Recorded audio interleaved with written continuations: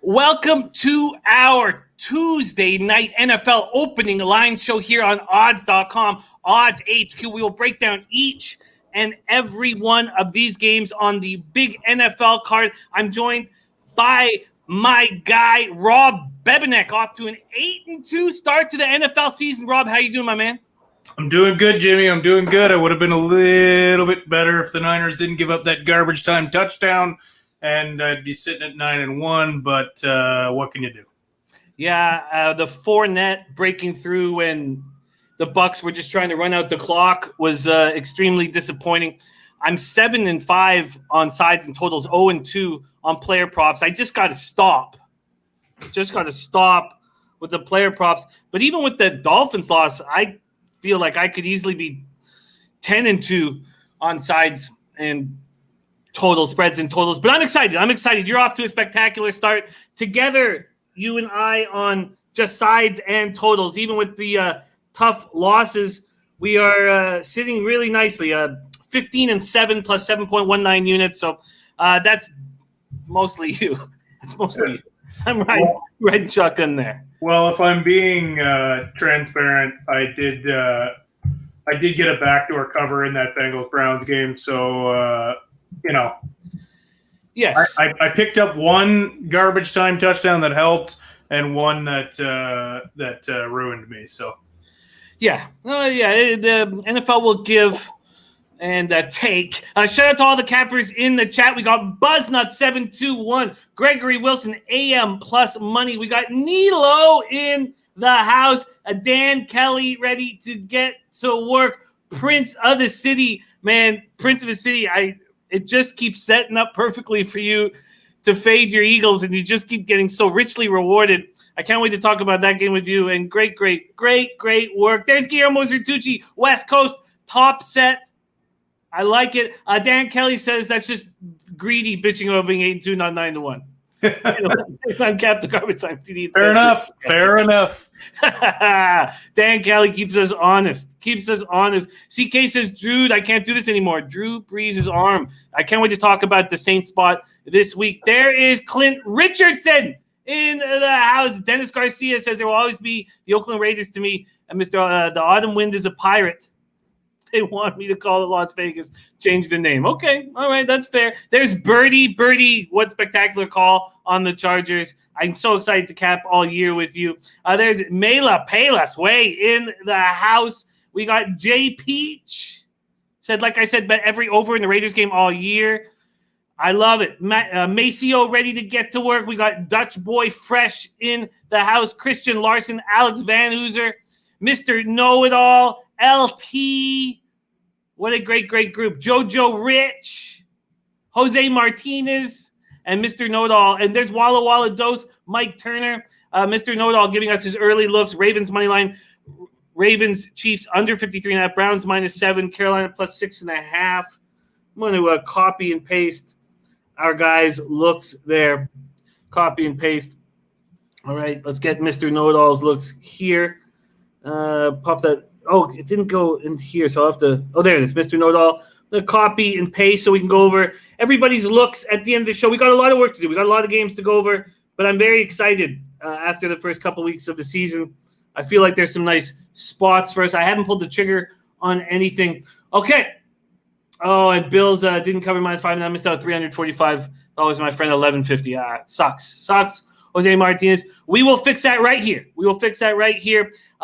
Bebsy, let's get to work. There's Kobe Valentine in the house. Let's go Thursday nighter. Let's get off on this Dolphins Jaguars spot right here. Let me pull up our odds page and see what we are dealing with. If Bebsy wants to make a move on any of these plays, we will line chop for him on odds.com. And find him the best lines on any of the legal licensed American books. For me, all year, I will be using Bet365 lines, so I won't get – for instance, Bebsy got the +6 on the Falcons, a -118 on Tuesday night. I was only given a +4, and out of anger, I didn't make the bet, didn't take it, which hurt me badly. All right, let's go. Dolphins, Jags. Jags open up at -3.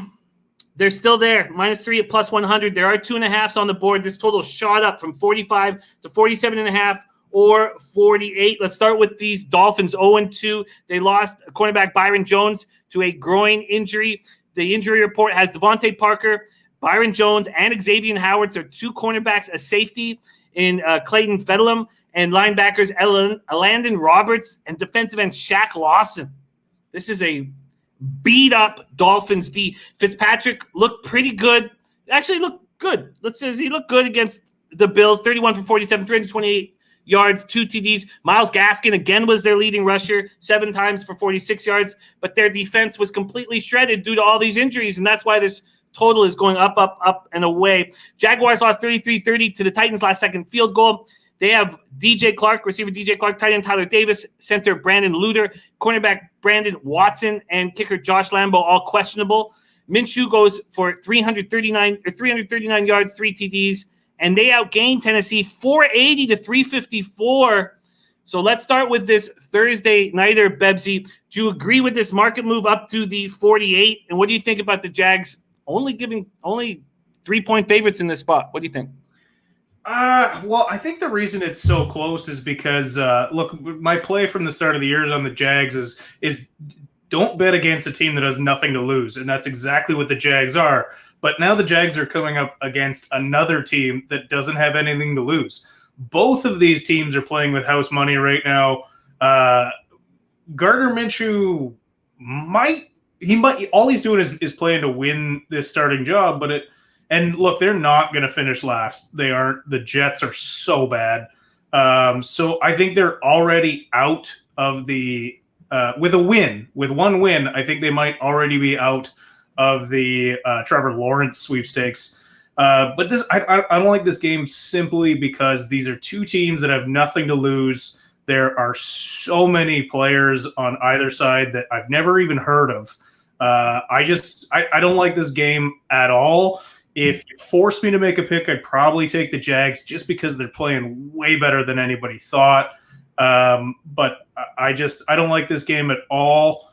And even the points total, I'd lean towards the under just because it's a short week. But I don't even like that. I don't like anything about this game. It's just 2 bad teams that are going to potentially spoil some games for some teams down the stretch, but right now I'm definitely staying off this. The Jags were an easy play last week with such a massive spread, but this week I don't know what to take. Okay, well, I can understand the total going up and away with the injuries to this Miami secondary and what Fitzpatrick does when they're down. He just airs it out nonstop. What do you think about our man, Dennis Garcia, who says, I like Miami. Jacksonville's being big dogs, which don't trust them with expectations. Well, he's kind of echoing what I'm saying, right? Like they had no expectations week 1, week 2. They were expected to get pumped, and now they're the favorites. So it almost feels a bit like a trap. So, I agree wholeheartedly with Dennis here, but again, I can't bet on Miami. They're a bad team that's injured. Like, they're not even a good team that's injured. They're a bad team that's injured. So, yeah, it's just a reason for me to stay off it. But I get what Dennis is saying here. Huh. This feels like the Jags put up 480 yards against the Titans. I mean, we saw what the Miami secondary made Josh Allen look like the most valuable player in the NFL. I'm not ready to say that Josh Allen isn't the most valuable player in the NFL. No, I'm definitely not saying that. I just think Josh Allen's better than people are giving him credit for. He finally has some weapons. He looks better all around this year. I don't think that's a viable argument one way or the other right now. I just I see this as a bit of a trap. The Jags have been playing so well against teams that they expected. Look, when you're coming into a game and everyone thinks you're going to get pumped, there's no pressure. Just like this whole season for the Jags, and to some degree Miami. Like, I said a couple times now that the Jags are last year's Miami, in that nobody thinks they're going to do anything because they jettisoned everybody right before the start of the season. And it's just going to be a bit more of that. I think it's last year's version playing this year's version, and there hasn't been enough change. So I'm off it for sure.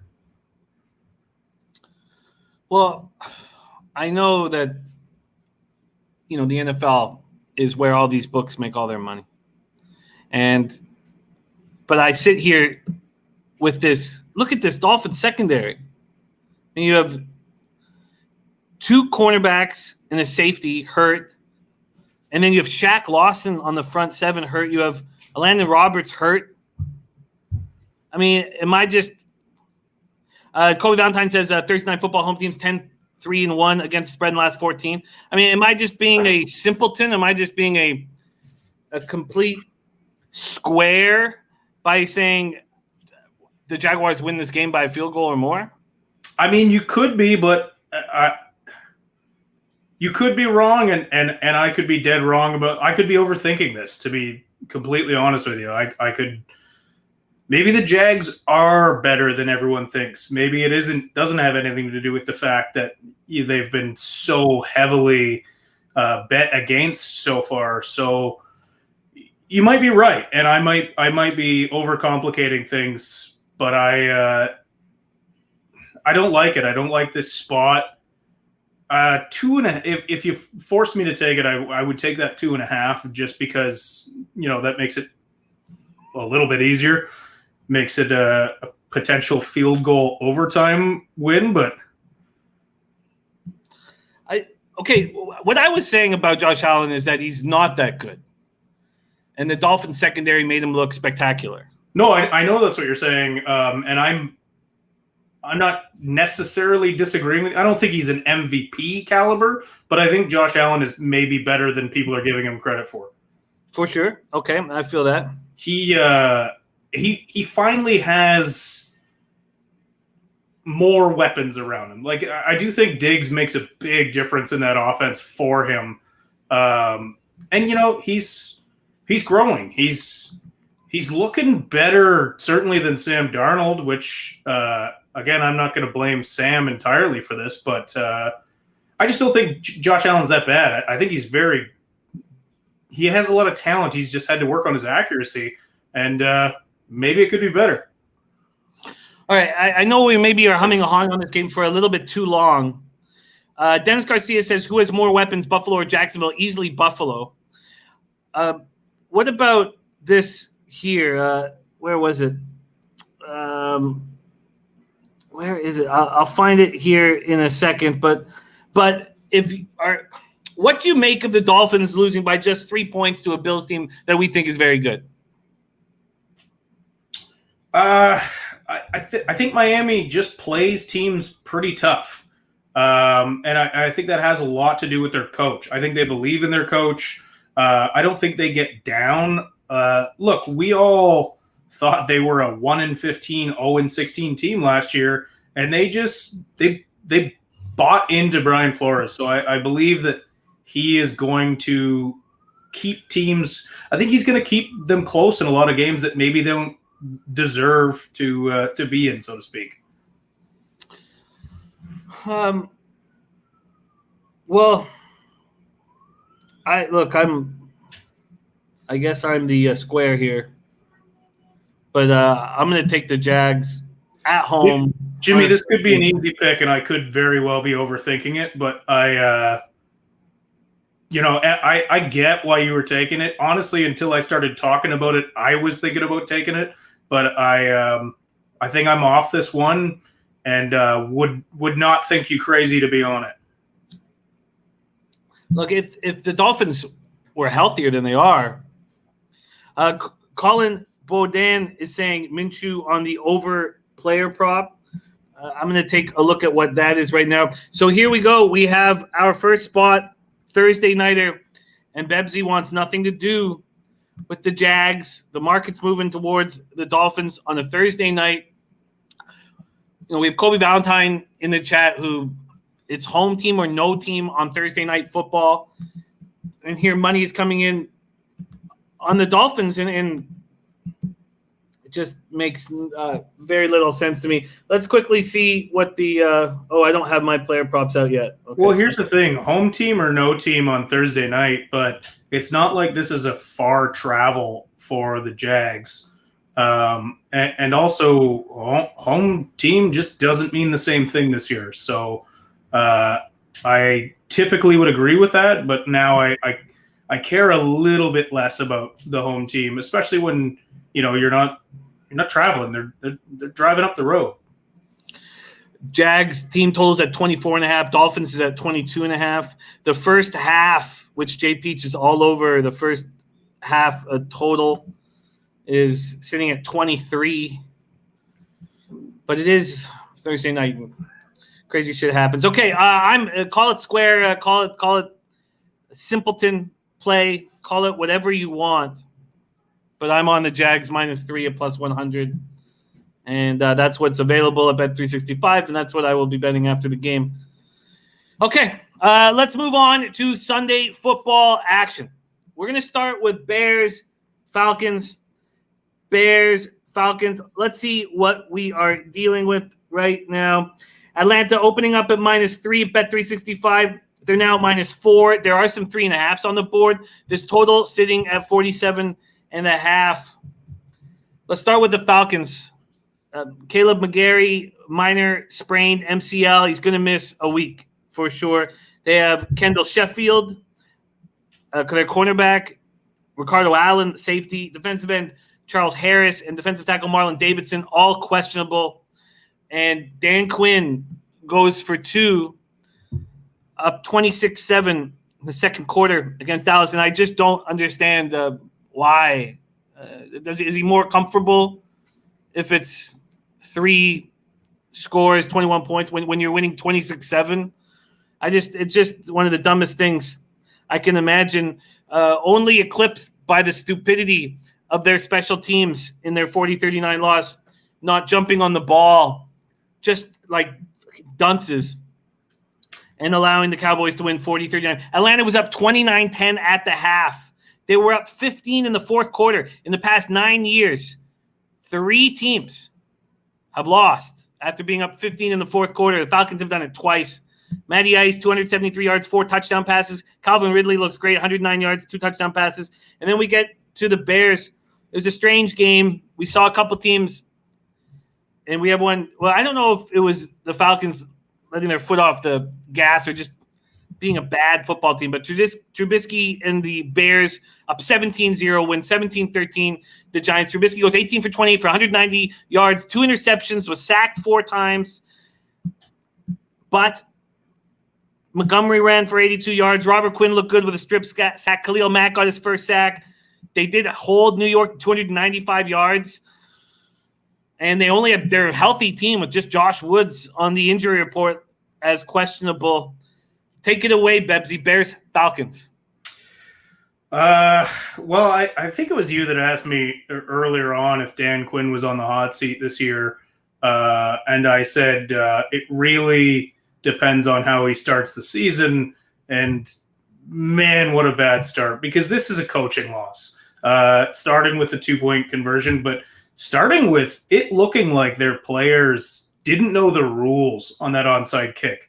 They can play it. They can play it before 10 yards. It's just Dallas that can't. So they stared at a ball that rolled slowly into their loss. Like it was ugly. That having been said, they are a better football team than they've been playing. And I think the Bears are the opposite. I think they're a worse football team than they've been playing. I think I like Atlanta at home in this game. I just think Atlanta has so much firepower on that offense. And as good as the Bears defense is, they haven't really blown me away. I mean, holding a New York team without Saquon Barkley to a low score doesn't really make me believe they're back to what they were a couple years ago. I don't know. You're betting a 2-0 team against an 0-2 team, but I really feel like Atlanta is the better football team here. And if they just clean it up and play a little tighter, I feel like they come out pissed off and win this game. I think that Atlanta can win this game, but as they become a bigger and bigger favorite throughout the week, I'm going to want the Bears. I do not think the Cowboys are a good team.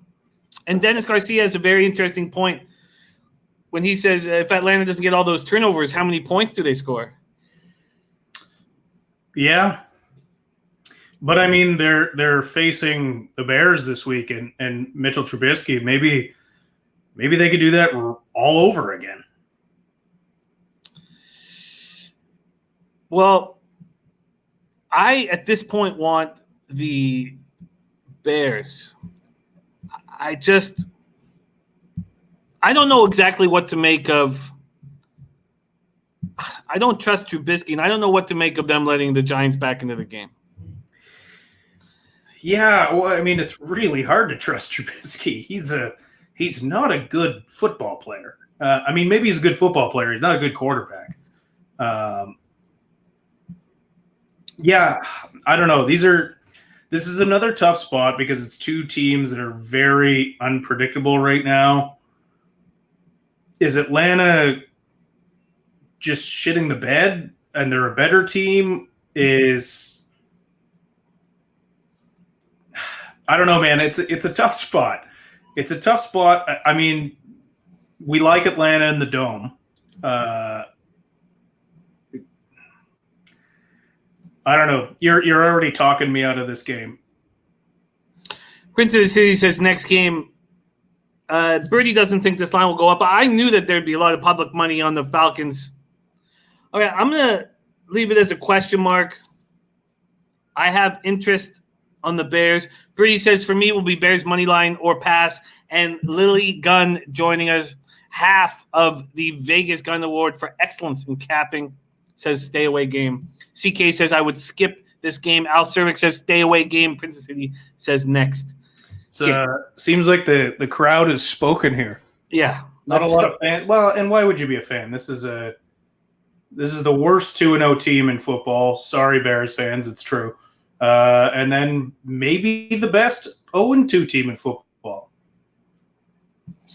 Yeah. Okay. All right. Let's move on to an extremely interesting game. Rams, Bills. Bills open up at -3. There's 2.5s and 2s on the board. This total opens up at Bet365 at 46.5. There's 47.5s and 48 on the 48s on the board. Tough early schedule here for the Rams at Buffalo after playing at Philly, flying home, then flying out to Buffalo. Clint Richardson says, I took Rams +3 early. All right. Malcolm Brown, running back, a procedure to fix a fractured pinky, and he'll be available Sunday against the Bills. So Malcolm Brown will be available. Cam Akers, separated rib cartilage, day-to-day. Their left guard, Joe Noteboom, calf strain. He's going to be out, and he could be on the 3-week injured reserve, and that is the injury situation right now for the Rams. Goff looked good. 3 touchdown passes to Higbee, completed his first 13 passes. Rams had a 21-3 lead. Goff goes 20 of 27 for 242 yards. Henderson runs for 81 yards, first career TD. They gained 449 total yards, 191 on the ground. But Aaron Donald and the whole team were held to no sack. So the Eagles' front line was much improved, but they're a bad football team. Bills have 3 linebackers now questionable on the injury report. Tremaine Edmonds, Matt Milano, and Delshon Phillips. They also have Dawson Knox, their tight end, on the report. 417 yards passing. 417-yard passing for Allen. He now has 729 yards passing, 6 touchdowns, and 0 picks. But they've only played the Jets and Dolphins. So that's an important note. 4th player in NFL history to throw for 700-plus yards and 6-plus touchdowns and no picks through 2 weeks, joining Mahomes, Brady, and Peyton Manning. It's a pretty illustrious group that he's a part of. The only other Bills player to throw for at least 415 yards and 4 scores was Joe Ferguson. Jim Kelly never did it. The offense goes for 524 yards. Stephon Diggs, 8 catches for 153 yards. Bills at home against the Rams, a real test for this Bills squad. What do you think here, Bevsy? It's hard to say because I think the travel is going to be really hard on the Rams. The fact that they're going home to after Philly and then flying back, that's a lot of travel. Dan Kelly saying McDermott is the most underrated coach in the NFL. I would probably agree to that. He gets no love probably because he's in Buffalo. I don't know. Here's the thing. If Josh Allen starts believing the Josh Allen hype a little too much, you know who's going to make him pay, and that's Jalen Ramsey and probably Aaron Donald. They haven't faced anybody yet, and without – the big question mark for me of the Bills is less about Josh Allen, less about that offense, and it's more about whether or not that defense is healthy. You know, they've got 3 linebackers questionable, and these aren't average linebackers. This is a big part of that defense, especially Tremaine Edmonds. If he can't play, it's going to be hard to stuff. But this Rams team, they're looking pretty good early on. I just it's that travel that kills me. I think I'd be on the Rams if they weren't traveling so much this week. I don't care that they have to go play in Buffalo. It's probably going to be regular weather there, and it's just a hard game to pick with the injuries for the Bills and then the travel for the Rams. If this is playing, if it's the Rams -2 in LA, I think I take the Rams. But them traveling across country twice in a matter of 8 days, that's tough. So I'm off this game. We'll see if the money line shifts when we know if those linebackers are playing or not. But this is a tough one to call right now. Nilo asking if he's using this argument, the travel argument, for the 49ers this week. The 49ers aren't traveling this week.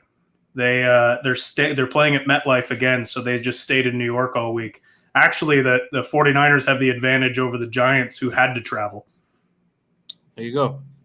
Walla Walla says travel early in the year not as impactful in his opinion, but the trips aren't ideal. Well, the problem with travel isn't necessarily lag. It's with the considerable number of injuries early in the year, and then they're saying the pressure of going up in a plane is hard on injuries. So if you're already a banged up team and you're taking 2 flights in a matter of days, that's the difficulty. It's not so much the fatigue at this time of year. It's more about the injuries. What do you think about this total? Opened at 46.5 all the way up to 48. I can see why it would be trending up. I mean, both of these teams are putting up a lot of points right now. Let's see what happens when the Bills have to play a good team, though, and let's see what happens when the Rams are, not too banged up. Their running backs are a little bit banged up. I think they'll be down to Henderson and a broken-fingered Malcolm Brown. I doubt Akers plays this week, especially, they put a lot of stock into him. I would say let's see what happens with this team. It's an easy. There's lots of games you can bet on, and personally, I don't like this one. That is Rams Bills. Again, Bebsy and I will be here Sunday at 11 a.m., 2 hours before kickoff, and see if any changes have been made. All right. Let's get to work right now. There's a differencing of opinion. Nilo says the 49ers had to go back to LA because of COVID. We have other people saying that the 49ers stayed in Virginia. Yeah, everything I've read about them was that they hadn't traveled, and I didn't see anything. I mean, their plane broke down leaving San Francisco on the way to play the Jets. So I'm not seeing anything about them having to leave. Okay, no, they stayed in Virginia. Pretty saying no if they stayed in Virginia. Okay, let's get to work. We move on to Washington against the Browns. Washington Football Club against the Browns. Browns open up -6.5.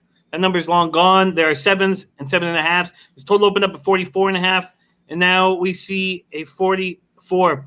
Redskins were beat up by the Cardinals. Shout out to our big Ragu on Sunday who gave us his best bet as the Arizona Cardinals.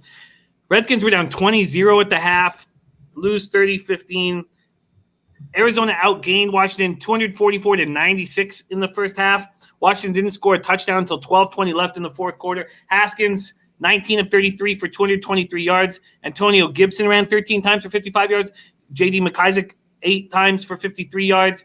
And they're a pretty healthy group. Cornerback Kendall Fuller and linebacker Cole Holcomb are questionable. Now we get to the Browns. Mayfield threw 2 touchdown passes. Chubb ran for 2 scores, 124 yards. It gets Stefanski the first win on Thursday night in a 35-30 victory over the Bengals. They've had extra time to prepare for this spot. Mayfield, 16 of 23, 219 yards, 1 pick. Spread the ball to 8 different receivers, and they picked up 215 yards rushing. It was the Chubb and Kareem Hunt show all day. Defensive ends, Claiborne and Olivier Vernon are banged up and questionable. Greedy Williams, Kevin Johnson are hurt, questionable. You also have linebackers Mac Wilson and Jacob Phillips hurt and questionable. Washington Football Club, 7 or 7.5 point dogs to Cleveland in a low total here. Bebsy, what do you think? Here's the thing. Washington struggled to contain Kyler Murray, which so did the San Francisco 49ers in week 1. I also think the NFL is doing what they've done with some other premier quarterbacks in that they throw a flag if you breathe on them, which makes it very hard for a dominant front seven. The NFL doesn't really like Baker Mayfield, so this front seven could eat Baker up. That's what happened week 1 in Philly. Like, they just mauled Carson Wentz, and Baker Mayfield's not a terribly mobile guy. So I feel like this Washington front seven could eat. And I don't trust Cleveland. I mean, they win a bad game, a bad Thursday nighter against a bad football team. I don't know. I think I'm leaning Washington in this one, to be honest with you, especially with that big of a spread. I just don't like Baker Mayfield and the Browns. Like, they haven't impressed me at all yet. The one thing they did do that was smart, which they didn't do in week 1 and week 2, they rode Chubb, and that was the right call. They need to operate by running the football first and then just making sure that Baker Mayfield doesn't throw the game away. But if this front seven stuffs them, they're gonna have trouble putting up points against Washington. So I don't know. I personally kind of leaning Washington in this one, maybe not to win, but to cover. Yeah, I can't take Browns as this big of a favorite under any circumstances. No, it's a lot of points to give the Browns, who they're like, why are we high on the Browns? They got smoked in week 1 and they barely beat a rookie quarterback on the road in week 2 on a short week, which again wasn't a long travel, but it was enough of a travel. It was something. It also supports my argument. So, I don't know. I lean towards Washington in this. The Washington football team -7.5. And this under is pretty enticing as well, because Washington can't put up points, and I do think Cleveland is going to struggle. I think, if anything, that might actually be the play here. The under. Joe Rich says the under is a look. Shout out to our man Anthony Mastronardi joining us out of Windsor. Says my dad is now fallen sick too and is in the hospital. Not COVID, but a breathing issue. Sending the Mastronardi family all the love. and energy we carry. And I hate hearing that, my friend. And thank you for popping in the chat. And we miss you, my friend. Washington, Cleveland. This is Washington or no bet. And I agree. I agree that the under is in business. My fear is that if the Bengals could so easily put up 30 points against the Browns, they may have to score to win this game. Yeah. That's the only reason why I wouldn't take the under right now. It's just because of what we saw from Burrow and the Bengals. I mean, that was it wasn't a difficult 30 points they put up. The Browns are going to be running the clock. No, the Browns, Bertie's right. The Browns were in the driver's seat. But they're in the driver's seat against an awful football team. I mean, Joe Burrow's not going to turn them around in 1 year. I'm sorry. They just don't have enough to compete yet. And I said before week 1, Burrow's going to have some growing pains and, not being able to put up, legit points. And I say that meaning not garbage time points against, even an injured Browns defense is still, it's not that impressive, but I feel like this could be a real low scoring affair. Huh, interesting. So, I mean, if I was just out there just betting for fun, Washington under would probably be the looks, but hesitant right now with how beat up this Browns defense is. I mean, we've not seen Haskins, and you're right. I mean, Haskins, a lot of those 223 yards against the Cardinals were in garbage time. Clint Richardson says Mayfield has been thrown accurately. Leonard Welch said, what's the totals? This is totals sitting at 44. Let me see what it is right across the board here. 44. So 44 across the board. So it's gone down a half point from 44.5 to 44. Wow. All right. There you go. Washington, Cleveland. Okay. So no moves yet made by Bebsy, and I did take the Jags on the Thursday nighter, and that's my only move at this point. Again, you're probably right about that play too. I just feels like a trap to me. No, I hear you. Michael DeMaria joining us. Rodney Hawkins wanting to talk NBA. I've not made a move on the NBA card. I've not made a bet at this point. So nothing from me as of this point. Let's go to Titans-Vikings. Titans-Vikings next up on the docket. Let's see what we're dealing with. Tennessee, Minnesota. This total opens up at 45.5. We have 47.5, 48, and 48.5. It's just climbing. A lot of these totals came out and just started getting bet quickly towards the over. Tennessee opening up as 1.5 point favorites at Bet365. Now 2.5 point favorites. Titans won 33-30 over the Jags. Gostkowski came through for them. It was good to see. 49-yarder.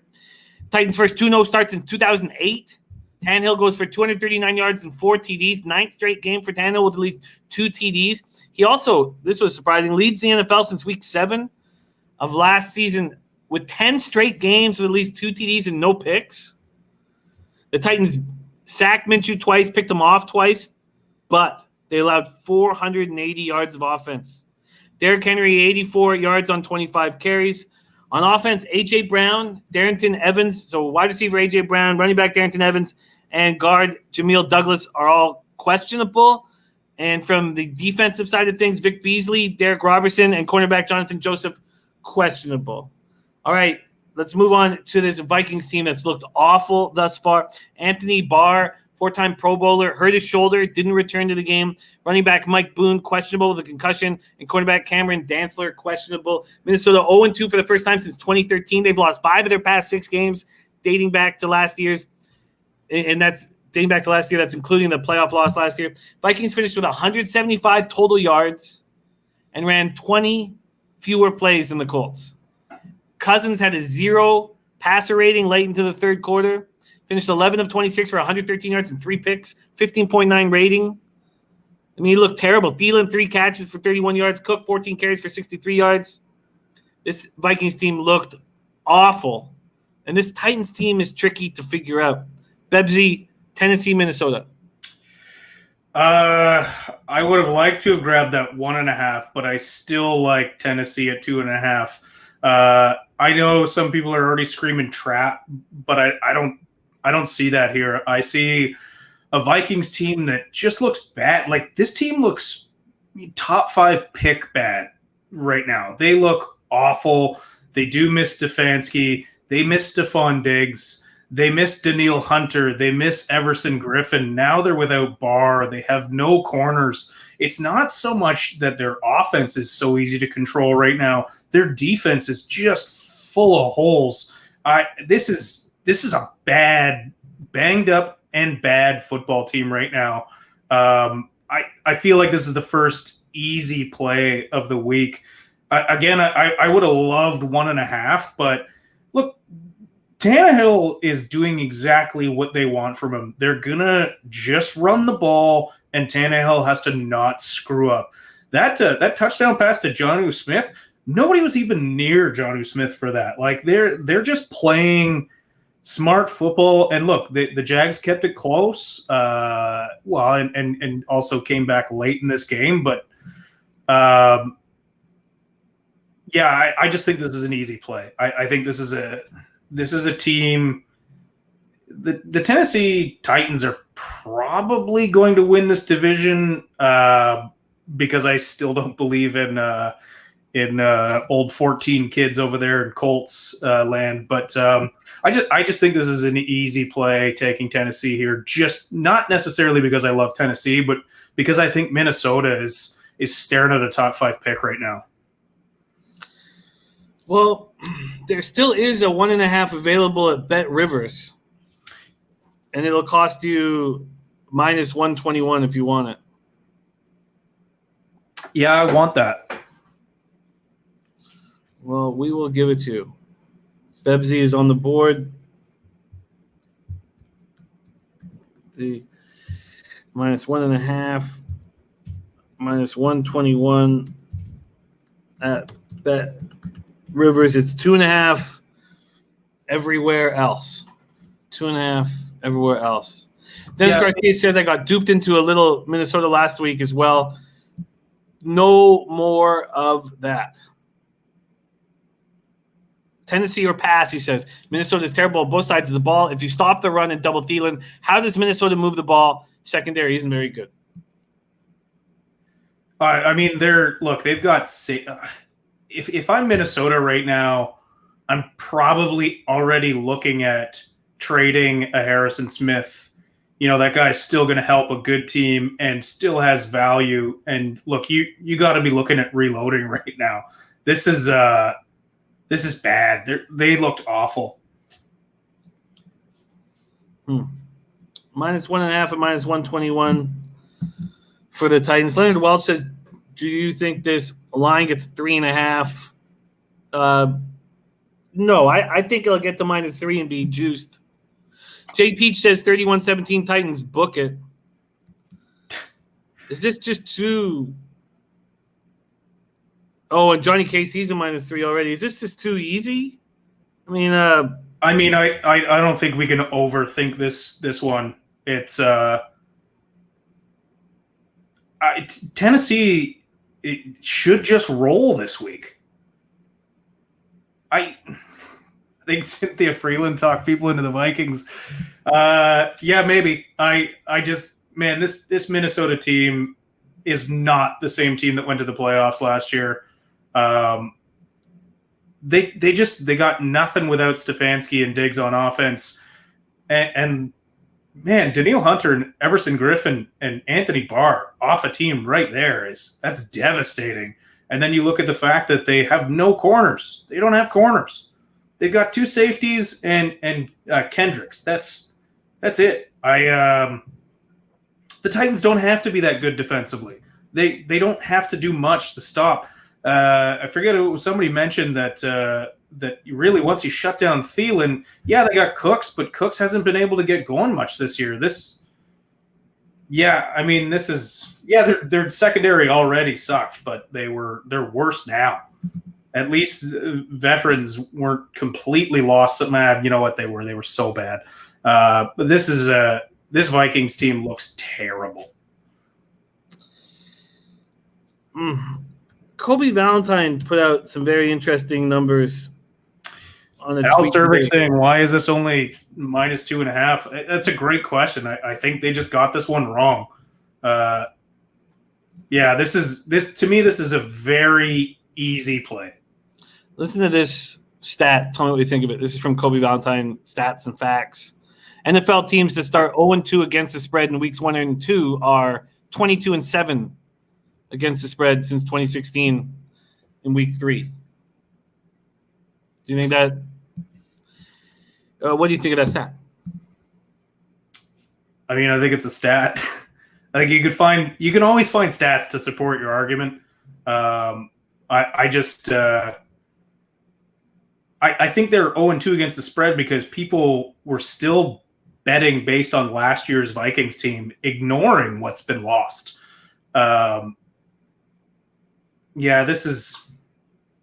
I don't know. To me, this screams easy play. Maybe I'm missing something. Maybe I believe too much in the Titans right now, but I don't even like the Titans that much. I just think, again, I'm not betting on the Titans. I'm betting against Minnesota. Minnesota is just a bad football team right now. And a lot of talk about this over. I mean, I'm not going to take it at this number once it's gone up to where it has. What do you think of this total here? Tennessee, Minnesota opened up at 45.5 all the way up to 48.5.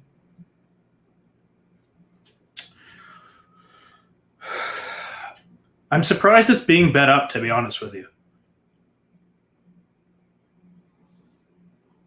I don't see a particularly potent offense on either side. I feel like A.J. Brown should be back this week. I thought he was questionable last week. What's his injury? Was it a high ankle sprain? Because if it is, he's out again. And they'll just keep him questionable for whatever reason. But you know what? I'm not overthinking this. I think this is an easy play here. I think it's a playoff team versus a potentially top 5 pick team. If they're picking around 4, 5, 6 Minnesota come the draft time, don't be surprised. Alrighty. It's a knee injury, says Brandon Lugo. Oh, okay. All right. Well, I'm sold. Tennessee has not done much to give me confidence, but they've done more than this horrific Vikings squad. Alrighty, there you go. Bebsy's on the board. He's getting a -121 at Bet Rivers on a -1.5, and hopefully the -110 is still there at 2.5 when I go to bet it after the show. All right, let's move on to Raiders Patriots. This is going to be a lot of fun on Sunday. Let's see what we're dealing with. New England opening up at 6.5-point favorites. It's gone down to 6 at a couple books. It's total opened up at 46.5. There's 47s and 47.5s.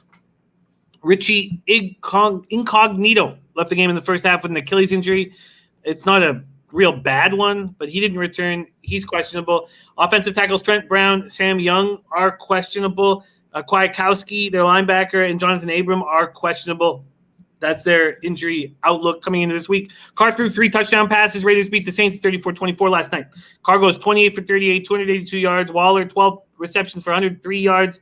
Vegas converts 10 of 17 third downs against the Saints defense. That looked pretty good against Tampa in week 1. Let's go to the Patriots. James White, very sad story. His father was killed Sunday in a car crash in Florida before the game. Tyrone White, captain of the Miami-Dade Police Department. Very sad. So it's unclear what's going on with James White, but I have a feeling that he will be in the lineup this Sunday. I expect that he will be in the lineup. It feels like the kind of thing where your dad would want you to be in the lineup, and I think he'll I think it was just the shock. He had to deal with it. And then, so I expect James White to be in line. Tight end Dalton Keene, questionable. And Newton, 30 for 44, 397 yards, 1 TD, 1 pick in that 35-30 loss. Ran for 47 yards on 11 carries. Sonny Michel doing very little. Edelman looked spectacular, 8 catches for 179 yards. Pete Carroll almost gifted them with some questionable decisions a victory, but Patriots 35-30 loss. What do you think here, Bebsy, Raiders, Patriots? It's interesting because people are really high on the Pats and in particular Cam Newton right now. But so far he's faced Miami, not a very good football team. And he's faced the Seattle defense, which was bad in week 1. They were bad in week 2. They don't have a strong defense. I want to believe in Cam. I want to believe he's going to continue playing like this. Now, it's not like the Raiders boast a very good defense either. So I think the only play in this game is an over because I really like this Raiders offense. They're playing good. Their defense played a little better in week 2 than they did in week 1. But I think the only play is the over here. I don't love the Pats. I'm not super high on the Pats yet. I mean, I'm high on Belichick, of course. You'd be crazy not to be. And I really want to believe in Cam. But, I mean, the Raiders for me were, at the start of the year, they were a sleeper pick. I thought they were getting disrespected. Week 2 win over the Saints really backs that up a bit. But I don't trust their defense yet. I like their secondary a lot, but they have no pass rush. Crosby hasn't really been getting it going yet. Arden Kay is, he's a moot point. Cleveland Farrell, who I loved coming out of Clemson, and I really thought this year he would pick it up, and he's kind of got the moniker bust right now. He's a good football player, but he's not living up to the 4th overall pick. I'm saying it's over or no play in this game. And that over, you're saying it's creeping up, eh? It is, and I'm not sold on the over. We talked about Seattle's defense being so poor. We know that these teams run the ball, and the Patriots, if they're in the lead, this is going to be a ball control offense that's going to want to run the ball down your throat. And then you got Josh Jacobs on the other side. And Dennis Garcia saying that as well. I'm not as heavy but on the over, but we've got great cappers in the chat who are. Here's the thing about the Raiders offense is, and this is one of my biggest problems with John Gruden as a coach, because he did this in Tampa and he's doing this now, but it's just dink and dunk on offense. It's run the ball, dink and dunk. But then why draft Henry Ruggs? Why have a guy who can fly like that and not open up the field? That was my biggest knock against them last night. Is they were just chipping it away and man, open it up, let the ball fly. Like Carr throws a good ball. Like he's been trashed a lot through his career, but he also hasn't had a ton of help. Even when he had Amari Cooper is one of those guys where you're just like, oh, spectacular catch, easy drop. But man, open up the ball. Ruggs looks great. Just throw it deep. That's what I want to see. So yeah, I don't know. Maybe I just talked myself out of the over. But I mean, that's my knock on Gruden. That's my knock on that offense. But I mean, right now, the Pats kept it close against Seattle, which Seattle has just a monster offense and a terrible defense. And then they beat Miami. So I don't know if I'm big on them yet. I mean, this could very well end up being massively under. We've seen, and it was mentioned in the chat, these teams with these big Monday night victories go hit the road on Sunday in the 1:00 game and look poor. And this is a big spread for a reason. I expect public money to come in on Vegas throughout the week, but the difference between I know that 6 is I guess a 5.5 is, much better than a 6, and it still might be too many points. But if this total creeps up higher, we see a 47.5. If this gets to 48, 49 town, I'm going to take the under. But J. Peach heavy on the over. Dennis Garcia said Oakland, or is it Vegas? Sorry, 4.9 yards per play against NOLA, all dink and dunk. And Birdie says, does this look like a spot where recency bias is pushing the look to the over? What do you think? Yes and no. Maybe more with the Pats offense, not with the Raiders offense, because I was on the Raiders offense before the season started. I like the weapons they have. I love Josh Jacobs. Even if he is banged up, that guy runs like an absolute maniac. Waller's a stud. Ruggs looks great. And man, I like Renfro. I think they're going to get him more and more into the game as the season goes on. But as far as recency bias, maybe with the Pats. But again, like I said before, the Pats put up points against a Seattle defense that I think is just terrible. And on top of it, they lost Bruce Irvin, who's, maybe not what he was years ago, but he's still better than what they're going to roll with. If you like this offense, do you think Raiders can stay within 6?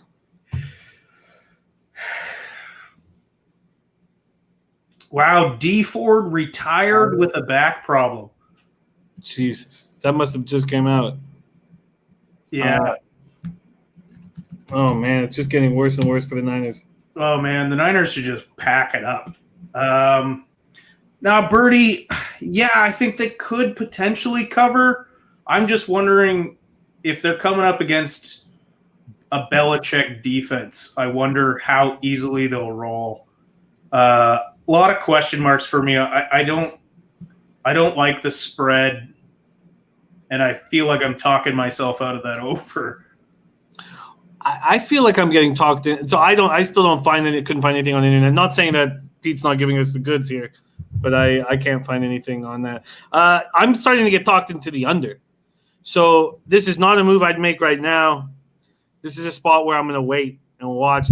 I think Belichick will bounce back so Russell Wilson, this is just a third quarterback and to ever put up 5 touchdown passes against the Belichick defense.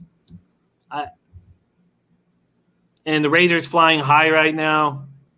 But I'm going to see how high this goes. I'm certainly not going to jump in now, and I'm going to spend more time studying it because I don't want to go heads up against Jay Peach in our chat loving this over. That's the second play of the day. But what the Pats did to the Seahawks is not what we're going to see from the Pats moving forward. And I know that this meant so much to Gruden Monday night with the audience, get off to a 2-0 start. I am yeah, all I'm seeing is D Ford is out indefinitely with a back injury. Yeah. And there's one report saying could he retire ? Well, we'll keep an eye on it. Joe Rich saying this is a classic letdown spot. Okay, so very interesting game here. We had Bebsy about to make a move on the over, and I think come Sunday, I think this is a wait until the last minute and take the Raiders Patriots under. And that feels like that should be the look. I had trouble when I would give the weather reports early in the week last year because they ended up changing so much. But let's see what the weather is supposed to be in Foxborough right now. And Foxborough, Massachusetts. Let's see. It's on Sunday. It's warm and gorgeous. Warm and gorgeous. 79 Fahrenheit. Okay.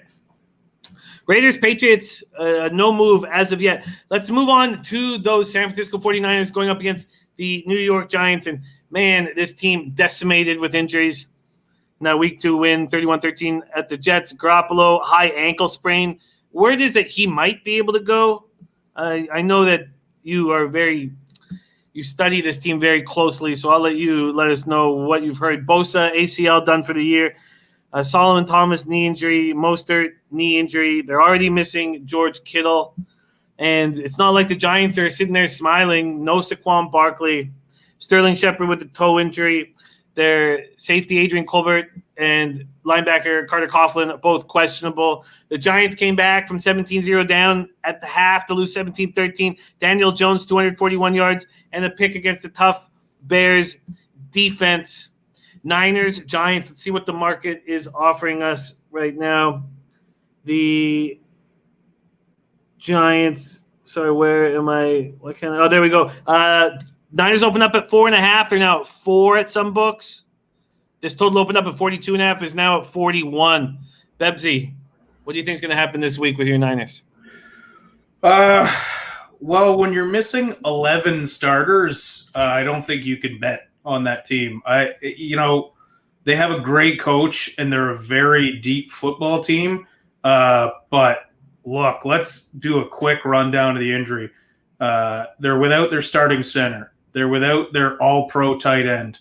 They're probably without their starting quarterback. They're without their top 2 running backs. They're without their top wide receiver. They're without their top 2 defensive ends. They're without a starting D tackle. They're without their leader in the secondary in Richard Sherman. They do not have enough. I don't even know who's going to play. I know this. They're not going to roll out George Kittle in this game. If he's questionable, they're already complaining about the turf. There's no way they put him in. I don't see them putting in Jimmy either, especially because Nick Mullins is a viable backup. He's not a disaster back there, so they're not going to risk Jimmy. And I think one key note to look at if you're going to bet on this game is that the Niners have already said, there's players on the team who have already come out and said they don't want to play. They don't want to play on MetLife Stadium again. So I just don't – they're not going to rush anyone back. There's guys that can't rush back even if they wanted to. There's just nobody on this Niners football team right now. They're playing third stringers. So, I mean, even without Saquon Barkley, it's Giants or bust. I would not put money on the Niners right now. They're so banged up. Yes, they're a way better football team. But the team that's playing. What do you think about Dennis Garcia saying Giants have played Steelers and Bears based on injuries? Niners defense might be a step down in class. Yeah, I mean, well, it's hard to argue that. Even Dre Greenlaw is questionable with a thigh contusion. There's just nobody left. I don't know who they're going to roll out. They're going to be rolling. They signed Ziggy Ansah. I don't think he's going to be ready to play this weekend. Maybe he is, but they're going to bring up Deion Jordan from the practice squad. They're literally playing third string players. And, sure, those second and third string players just beat up on the Jets, but it's the Jets. The Jets probably going to have the first overall pick. I say you either bet the Giants or stay off this game entirely. What do you think about people betting this under and the over actually being the play? It's gone down to 41. If the Niners defense is beaten up and the Giants can put up some points, we know the Niners can put up points even with the injuries to their offense, and Mullins can throw the ball. What do you think about a sneaky over here? Well, the crazy thing about that Niners team is Kittle's out, but Jordan Reed played great last week, and Ross Dwelley is also a name that doesn't get brought up much because they have George Kittle and Jordan Reed, but he's also a good weapon. Jerick McKinnon has looked pretty good since coming back after 2 seasons sitting out with knee injuries. So yeah, the Niners still have weapons. They still can put up the point. They still have Kyle Juszczyk. they've still got a lot of weapons on offense. It's just that defense is just disastrous. Look, the Niners, okay, so they're out Bosa for the year for sure, and Ford, who knows? You can't count on Ford at all. He's kind of just like, when he's there, great, but assume he's not going to play. They'll be better, I think, when some of these injuries come back, but it's so hard to play on them right now. Even how great. Yeah, look, and Reed is great as long as he's healthy. The two players that put up points for them in everyone else's absence last week was Jordan Reed and Jerick McKinnon, who have crazy injury histories, but they were the guys who were healthy. So I don't know. I can't bet on this game not knowing who is going to play for the Niners. Huh. I'm starting to think that the over is going to be a legitimate option here. The over, here's the thing. Kyle Shanahan has proved he can put up points and move the ball with anyone. Like, this Niners team a couple years ago, they finished the season with 27 players on IR. 27 players at the end of the season were on IR. Kyle Shanahan was still putting up points. The guy knows how to game plan, but the big thing for me to not take the Niners in this was the number of players who said they don't even want to play on that turf again. That's a hard mentality to go into. This is a team going back into that field that they all believe caused a lot of these injuries, and some of them they for sure did. But how do you bet on a team that's talking like that going into the game? Well, very, very, very interesting. So many moving parts in this game. Are you going to pull the trigger on the Giants plus 4.5? No, because the depth of the Niners and how bad the Giants are. I can't bet against the Niners. Sneaky over might be a play.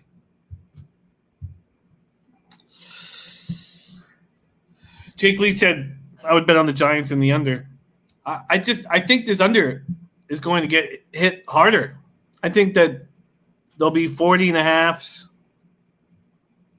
I mean, I'm not saying we see 30s, but I think people are going to be betting this under. And this is I thought that there was spots that I was pretty sure I was going to attack. Not this being one of them, but we haven't made a lot of moves so far on this card, but we still got some more 1:00 games. We're working our way through. And Bebsy starting the year 8-2 is only on one look, that being the Tennessee Titans. So let's keep rolling. Bengals, Eagles is next up. Man, the Eagles lost badly, man. 37-19 to the Rams. Let's see what we're dealing with from an odds perspective here in Philly. Here we go. What is Philly offering? Philly opens up as 6.5-point favorites. There's 6s, 5.5s on the board. This total opened up at 46. There's 46.5s here. Wentz goes 26 for 43 for 242 yards, 2 picks. After Wentz got sacked 8 times by Washington, no sacks against Aaron Donald and co. Alshon Jeffrey remains out of the lineup for the Bengals. Geno Atkins, Mike Daniels, questionable to go. So Sean Williams, the safety. We saw Uzomah carted off the field, done for the year, Achilles tendon injury. They lose 35-30 to the Browns on Thursday night. More extra time to prepare. Joe Burrow threw 3 TD passes, 37 of 61 for 316 yards. That's the second most pass attempts by a rookie in NFL history. Only Chris Wenke, 63. Mixon ran 16 times for 46 yards, caught 4 passes for 40 yards. Here we go. Bengals, Eagles. Bebsy, is there a move here? Man, the Eagles have looked so bad.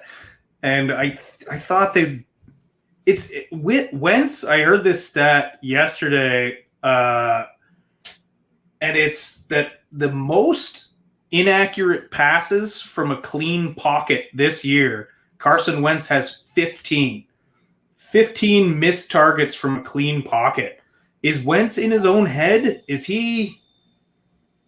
I don't know. He's looking awful, and I've been a big Wentz backer, but 15 missed targets from a clean pocket this year. That's a hard guy to bet on right now. I love what Al Cervic is saying here. Burrow is going to cover spreads all year. I think that's the only play. I think Cincinnati to cover. Cincinnati could even win this game the way the Eagles are presenting right now. And a lot of it has to do with Wentz. I feel like they're not on the same page with Peterson. I think you bet on the cover or you just stay away from this game entirely.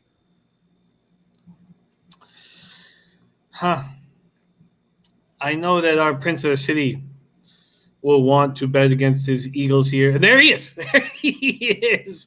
Bengals money line. Wow.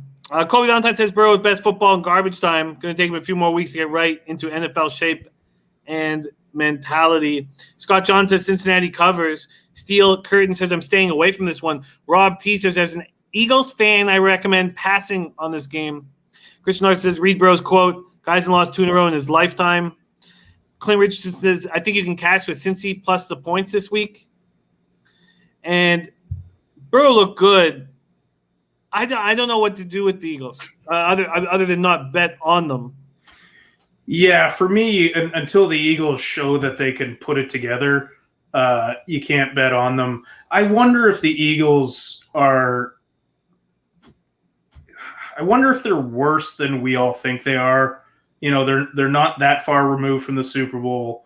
They ended up getting into the playoffs against a terrible division last year. But I wonder if we're still looking at Philly in the past, which it just supports taking the Bengals to cover the spread. You know what? I think I like the Bengals to cover the spread in this one. Even if it's a garbage time backdoor cover again, I can see that happening. I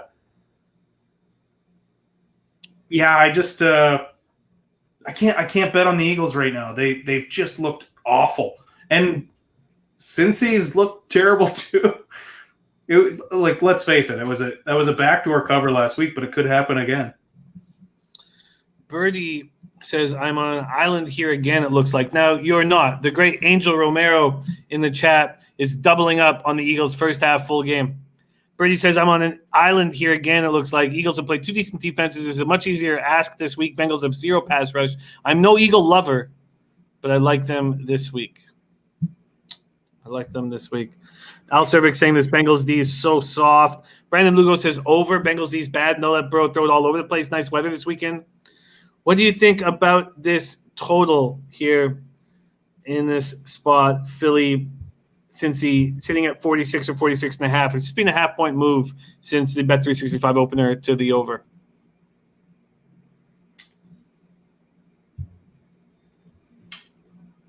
I mean, is it going up just because people saw Burrow throw 60 passes last week? Is that why? I don't know. Neither of these teams has a particularly potent offense, so to speak. I mean, if it's flying in, maybe hold off and sneak the under late in the week if that keeps going up. But and Birdie saying early money on the Bengals, no doubt about it. 6.5-point favorites for this Eagles squad that was up 17-0 before losing 27-17 to the Washington Football Club before getting trounced by the Rams 37-19.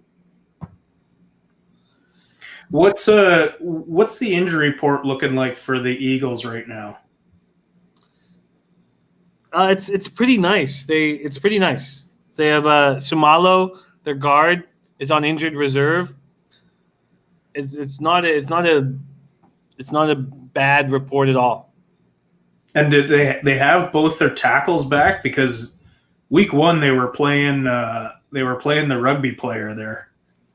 That 7-foot tall rugby player. They were. I'll take another look, but actually, I think I have it up here. Anyways, when I was looking today, it was a pretty nice looking report. Here we go. Birdie makes a good point. If Miles Sanders is back, that should take a lot of pressure off Wentz. But 15 missed targets from a clean pocket. How can you put any stock into him right now? That's a bad stat for 2 games in, and you're supposed to be you're a former MVP candidate. Peters and Johnson both healthy. Yeah, they don't even have Sumalo, who's on the report, but we know he's on injured reserve. They only have Jeffrey as out on their injury report right now. Well, and plus Brooks done for the year, so it's a soft interior O line right now. Minus Kelsey, of course. So no move on Bengals Eagles at this point. Steel Curtain says, "How did Wentz get to this point? Hard to believe how bad he's playing." I got a maybe on this covering. But I need to think on that. I can't fully commit yet.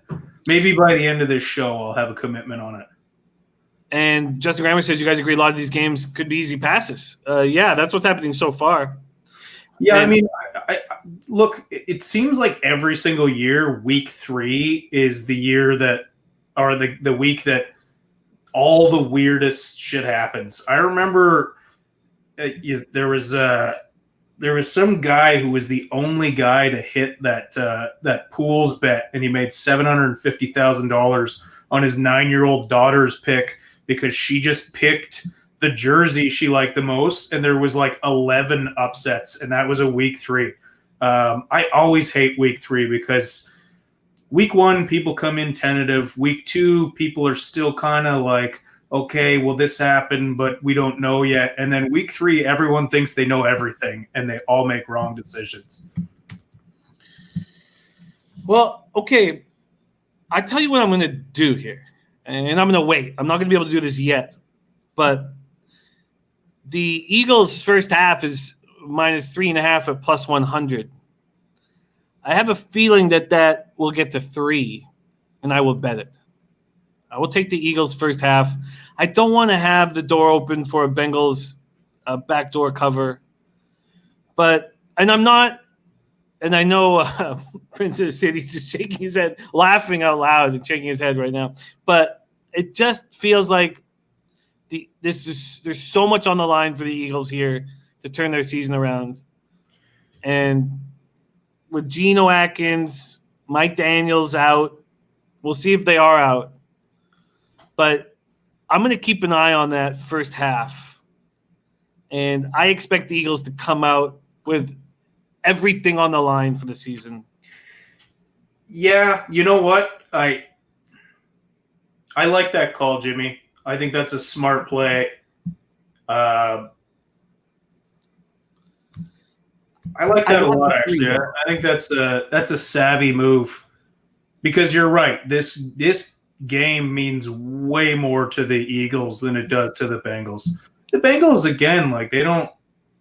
The only expectations on the Bengals right now is Joe Burrow, who's handling it well, but this game is basically the season for Philly, and if you're logical in the Bengals locker room, you know that you're not going to do anything this year. And they started out so badly against the Rams. And what was it, 21-3? Dennis Garcia says Eagles could be a vet team that quits early. I'm not going to – I want the 3. I don't want the 3.5. Let's see if any books are offering the 3 right now. Let's see. Is anybody offering the 3? Quickly, here we go. Philly. No. But the 3.5s are plus 100. So that will be a wait. And Prince of the City says the Eagles' season is over. This isn't their season on the line. Yeah, I mean, I would agree with that statement if they were in any other division, but that division is trash. That division has been trash for 2 decades. You're in that division. Your season isn't over until week 17. Yeah, we saw that last year. Alrighty, those are your. Oh no, we have one more 1 p.m. game. Excuse me, one more 1 p.m. game, and then we'll go over all of the spots and then the possible spots for the 1 o'clock games. Then we'll move on to the 4 o'clock games. All right, we have Texans, Steelers, Houston, Pittsburgh. Let's see what we are dealing with here. Pittsburgh opening up at -5. They're now 4s on the board at 3.5 even. This total opened up at 45 and no movement. And a lot of talk about the totals. Intex saying that the over is hitting at 60%. Dennis Garcia is saying that the average score is at 50, and the books will adjust and to be patient and then start attacking the unders. And Dennis Garcia says Giants plus 2,500 to win the division. There are worse bets. Wow. Wow. Okay, let's talk. Well, put $5 on it. But that's all I would put for that. New York Giants might win 3 games this year. But anyways, on to Pittsburgh Texans. Yeah. The Texans to me look like a one-man army more so than ever. The defense doesn't look like they want to play. J.J. Watt looks like he wants out of town. I like the Steelers in this, especially if it's dropping. The Texans are horrible. The Texans, I feel so sorry for Deshaun Watson right now. He's such a good he's such a gamer. Like he's not the tidiest quarterback. He doesn't throw the best ball. He's not in that upper echelon, but the guy's he's a gamer. He wins games that he shouldn't. I like him, the player. I like the Steelers too much to not take this at -4. The Texans, man, how do you play for Bill O'Brien right now? I said it at the start of the year. Bill O'Brien is not the worst coach in the NFL by far. He's the worst GM, and he's maybe there's no Adam Gase is the worst coach in the NFL. But Houston's not horrible. They're just, and yes, they played 2 great.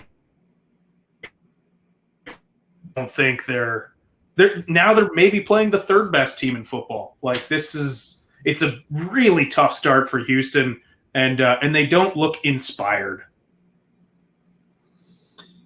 And they have some Commish is punishing them for breaking up Watson Hopkins. Yeah, maybe. Some injuries too. Duke Johnson and Gillespie are questionable as their running back, fullback. Peter Kalambayi, the linebacker's out. Deshaun goes for 275 yards and a touchdown, throws a pick, sacked 4 times, hit 13 times against the Ravens. Watt goes for 2 sacks. On the other side of the ball, their Steelers guard David DeCastro, wide receiver Deontay Johnson, defensive end Tyson Alualu, and linebacker Brad Dupree, all questionable. And Bud Dupree? Oh, sorry. Yeah. What did I say? You said Brad. Okay. My fault. Bud Dupree. Steelers let the Broncos back in the game. It was strange to watch, and I was on the under, and I lost it. 26-21 win over the Broncos. They were up 17-3 at the half. They had 6 sacks. Roethlisberger goes for 311 yards, 2 touchdowns, and a pick, 29-41. And Connor came back from that sprained ankle and looked good, 106 yards rushing. Let's see what I can get you right now if we line shop here on odds.com. Bet Rivers. Good old Bet Rivers offering you a 3.5 on the Steelers at -118. I'm going to say book it. I just like the Steelers too much this year. They got too much talent. And if you remember back to the draft, My draft crush was Chase Claypool. He had a monster touchdown last week. That guy's for real. That the kid from Abbotsford, BC, that guy's a stud. I don't care if who's hurt, as long as he's playing, they're going to move the ball. I just I like the Steelers too much. Their D is fantastic. Their offense is looking so much better now that Big Ben is back. As long as Big Ben's arm holds up, and so far he looks pretty good. I'm on the Steelers. I like this. That half point's going to cost you 12 cents. So you could get the -4 at -106 at Bet America or Resorts Casino. Do you want the 3.5 at -118 or the -4 at -106? I'll still take the 3.5. All right. Let's go. Bebsy -3.5, -118 at Bet Rivers. All right, let's quickly look at these 1 o'clock games and go over action. I'm on the Jaguars -3 at +100 on the Thursday nighter. When we get to Sunday, I have some interest on the Bears. And I'm going to wait and see what happens with that line. Rams, Bills, I'm off. I just can't take Washington. So I'm going to just completely take the question mark there. But I would be watching there, no bet. And the under is still – I'm still thinking about it. The under is – so let's just quickly touch on this. Do you expect the Browns to be able to run against Washington? I think that's the only thing they're going to be able to do against Washington. They have an improved offensive line. Are their tackles healthy now? Well, I know that was a big question mark week 2 for them. The Browns, I mean.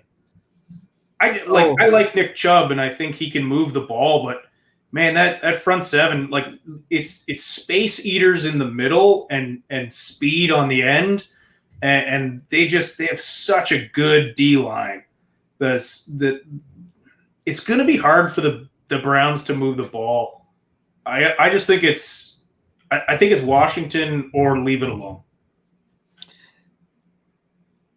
Then the first official bet for Bebzu sitting 8-2 on the season is the Titans -1.5 and -121. And he talked me into taking them. Now we line shop for Bebzy on the odds.com page. I just will take what I bet throughout the year. So my lines won't be as good. -2.5 and -110 is what I'm getting there. Then the Raiders Patriots. I'm going to watch this. If it keeps going up, I'm going to try to get underneath it. This total keeps going up, but that's just a watch right now. And then this Niners-Giants, I'm going to study it harder, but I expect this under to be bet. And I think that Mullins can be sneaky, and the Niners' defense is much weaker, and I might try to go over it. Mullins can still move the ball. It's injuries right now. It's like if the guys who are currently healthy on offense can stay healthy, they're going to put up points. But they might have to dress C.J. Beathard this week. And if they dress C.J. Beathard, the Niners' season is officially – or if they have to put him in the game, I mean, their season's officially done. The Eagles' first half, I want 3. I wonder if I can get it. 3.5's at +100 right now. Yeah, I feel like there's a lot to keep an eye on as far as movement this week, and as well as like these injury reports. I mean, have we ever seen a week 2 with 7 ACL tears? I mean, obviously those guys aren't playing, but there's a lot of injuries. I mean, this is what happens when you don't have preseason, you have a shortened camp, you don't have OTAs. I just don't think these guys are ready to go full tilt yet. And it feels like just the healthiest team is going to win the Super Bowl this year. Then Birdie, the Garoppolo might play, and he hasn't been ruled out yet, but I can almost guarantee they don't play him. Nick Mullins is still a serviceable enough quarterback to not risk playing Garoppolo on that turf again. It's going to come down to game time, but I guarantee all these questionable players for the Niners are going to sit. They're saying Kittle might play, but the fans will lose their minds if they play Kittle and he tears his ACL on that turf. All righty. Bebsy's second official bet of the week. Steelers are -3.5 at -118. 2 official bets for Bebsy. And at this point, 2 for me. We're both on the Titans. He's on the Steelers, and I'm on the Jags. Move on to the 4:05 Sunday game. That is Jets-Colts. Moving on to Jets-Colts. Let's see what we are dealing with here. Colts opened up at -9.5. Now there's 10.5s and a couple of 11s. Wow. Total opened at 44.5. Now we see a 44 and a 43.5. That's a pretty low total for a double-digit favorite. Colts wide receiver Paris Campbell, knee. Colts safety Malik Hooker, Achilles. Both could be out for a long time. Linebacker Matthew Adams and tight end Jack Doyle, both questionable. And Jonathan Taylor looked very good. 26 rushes, 101 yards, 21 years old. You know you can give him the ball that many times week in and week out at this point in his career. Rivers picks up his first win, 19 of 25 for 214 yards, 1 touchdown, a 17-minute advantage on time of possession against the putrid Vikes. Jets were playing without Jamison Crowder in their 31-13 loss to the Niners. Then they lose Rashad Perriman during the game. They lose Arthur Mollett, their cornerback, to a groin injury. He's been placed on injured reserve. Leaves them with only 4 healthy cornerbacks, with Quincy Wilson also dealing with a concussion. Jets, Colts. Should the Colts be 11-point favorites here, Bebsy? It's such a massive spread, but the Jets are so bad. They're so bad. This is a bad, bad football team with the worst coach in the NFL, Adam Gase.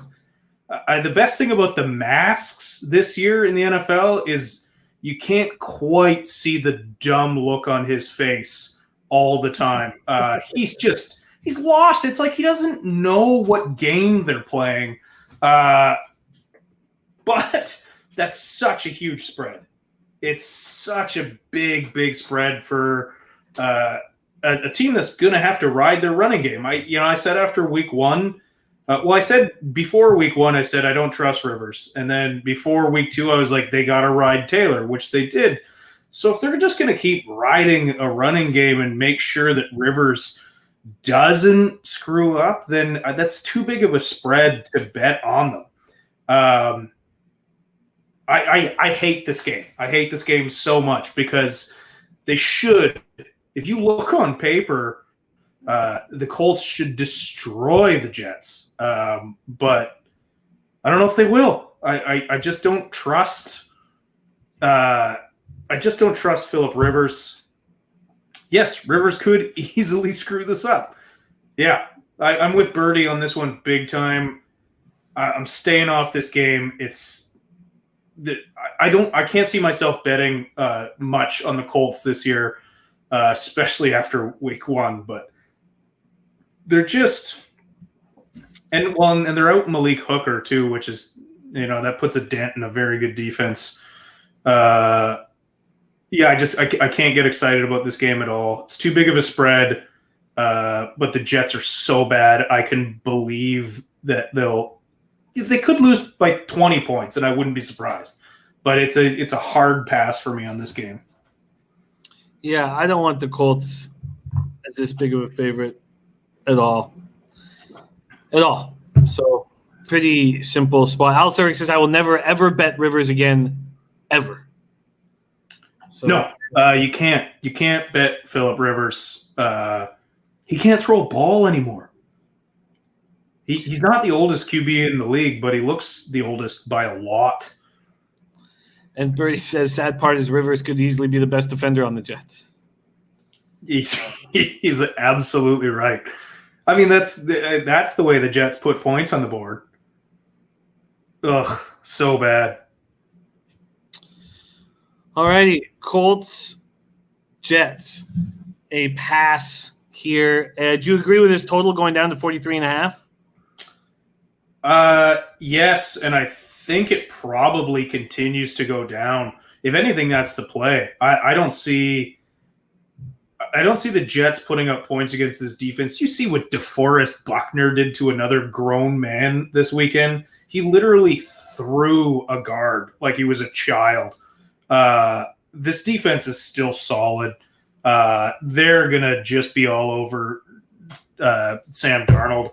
And yeah, it's just going to be the John Taylor show for the Colts. I would imagine for the year, maybe. If it's going down, that might be the play to jump on this right now before it gets even lower. If the Jets don't score, the Colts aren't going to try to score too much. That's just not the way Frank.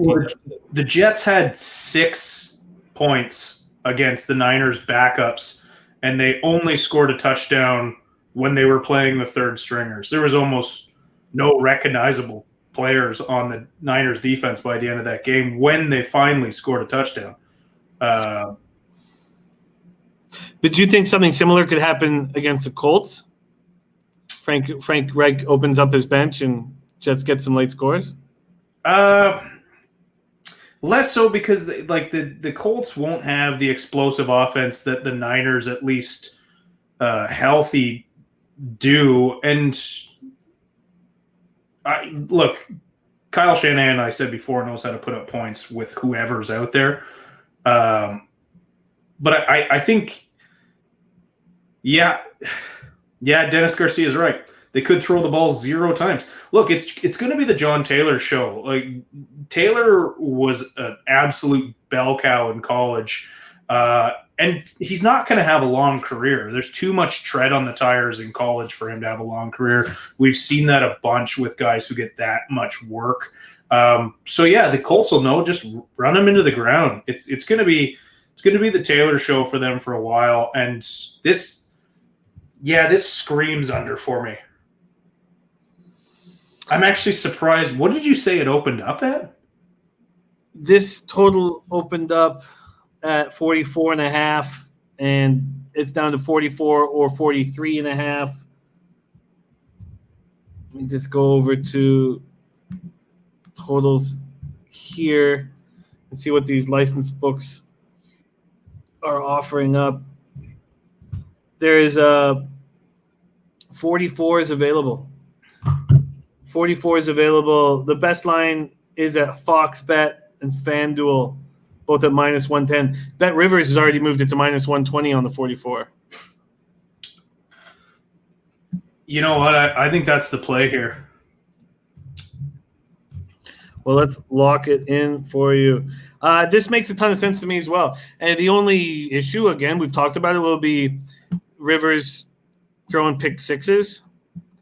But I think after week 1, he was much more cautious in week 2 with the game in hand, and I think he does the same thing here. Look, I think the coach has him on a very short leash. I don't think Rivers is not throwing the ball unless they have to. I think this is an easy play on the under here. Under 44 at -110. That's at FanDuel and Fox Bet. Under 44 at -110. And that's at FanDuel and Fox Bet. I'm going to come in.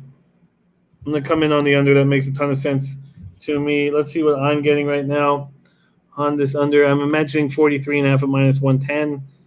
And it is 43.5 at -110. All righty. Let's go. Scott Johnson, max out. Who's going to run? Jonathan Taylor's going to run all day.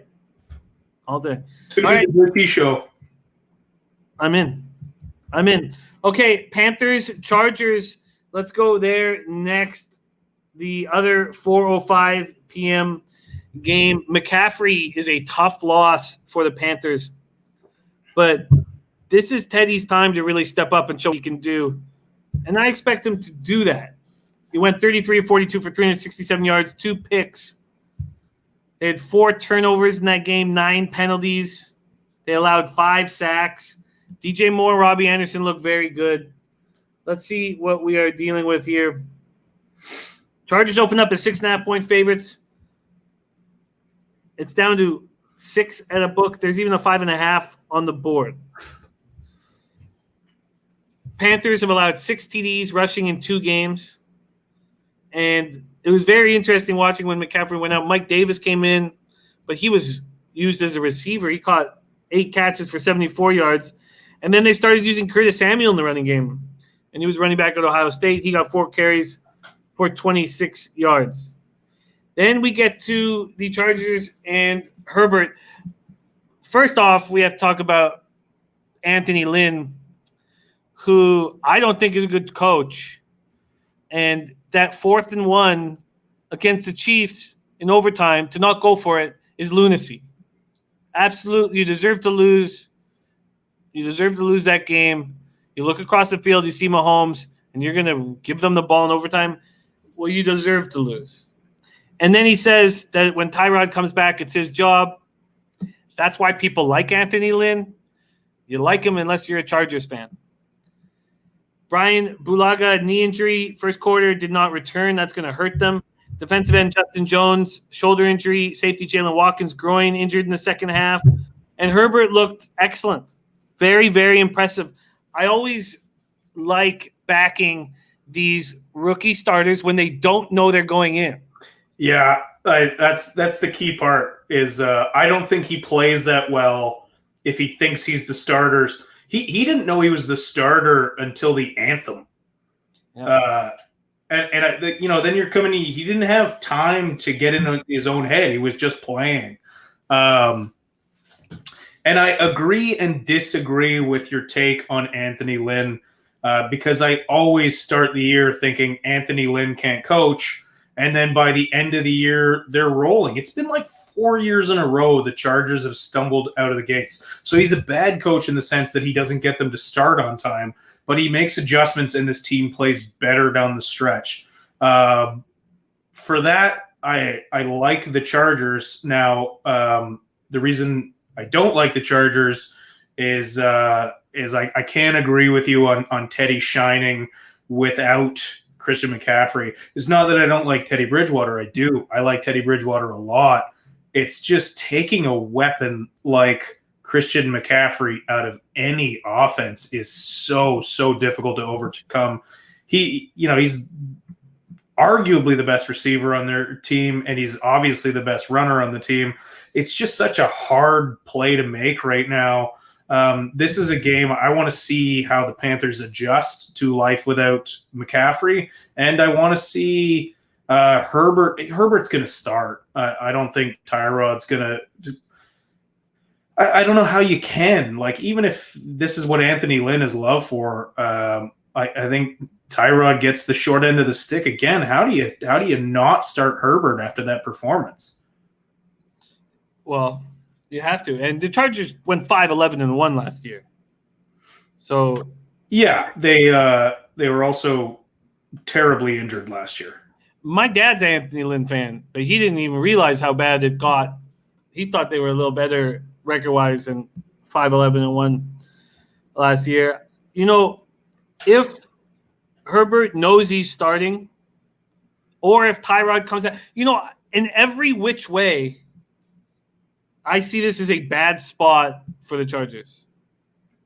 Yeah, it's a big spread for a Chargers team that hasn't proved they can play good football early in the season. Now they hung tough with the champs, so it's a bad spot to bet because I don't know what to expect from the Chargers. I look at this team on paper and they should roll. They should be such a good team. And, Herbert's performance has got to only be more encouraging, but they just don't seem to put it together. I don't know. I don't know what the Panthers offense is going to look like without McCaffrey, which could be a blessing in disguise. I mean, that means neither do the Chargers, but I just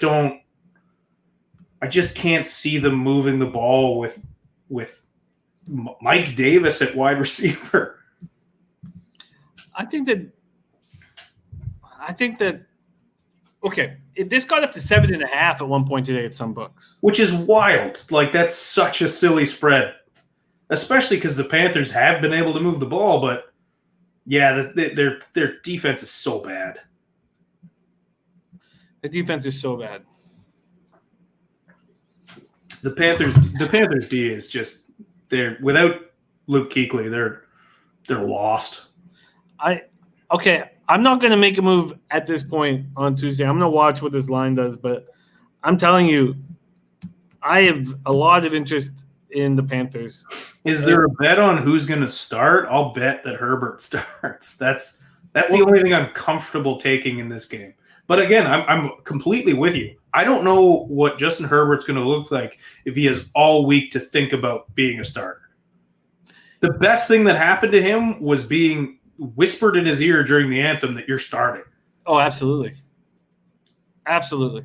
It's interesting. I want to watch Herbert play. I'm excited to see this game just because I want to see that kid play. And, maybe he's one of those guys who he has all the physical tools, but didn't really deliver at Oregon. But I don't know. It's Oregon. Herbert does have the hair of an angel. He's so cute. Let's see. This is a sit back and watch game for me, but there's a 7 right now at BetMGM. Birdie says massive overreaction to the McCaffrey injury. There's a ton of value with the Panthers right now. I agree. Yeah, agree and disagree because I think they still have enough weapons to move the ball. It's just, man, McCaffrey's touches alone, where do they go? That guy is so dynamic. It's hard to imagine what they're going to look like without him, which again is that's a potential plus for them. DJ Moore and Robbie Anderson look great. This is the spot where Teddy Bridgewater has to step up. And you have to think, well, I'd love to hear what Curtis Samuel has to say.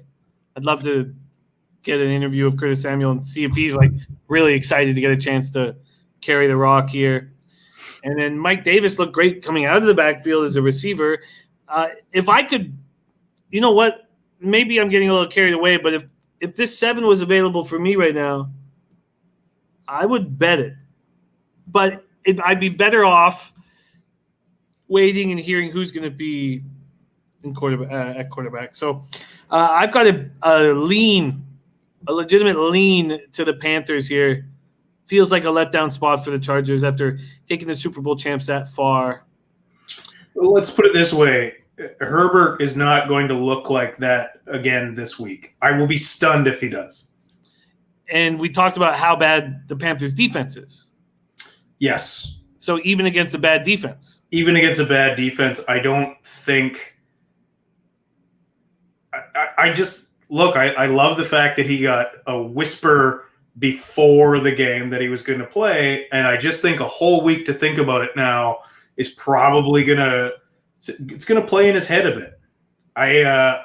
Even against a weaker defense, I don't see that. I don't see him doing the same thing. I like him going forward. I mean, obviously he's got all the physical tools to be great, but I don't know. There's no play here for me. There's nothing I like. If the spread keeps going up, then it starts to look like an easy play for the Panthers, but right now it's a not for me. And Bada Boom says, I'm a lifelong Panthers fan. We knew our defense was garbage going in. Yeah, maybe I need to sit on this for a little bit, not just rush to it.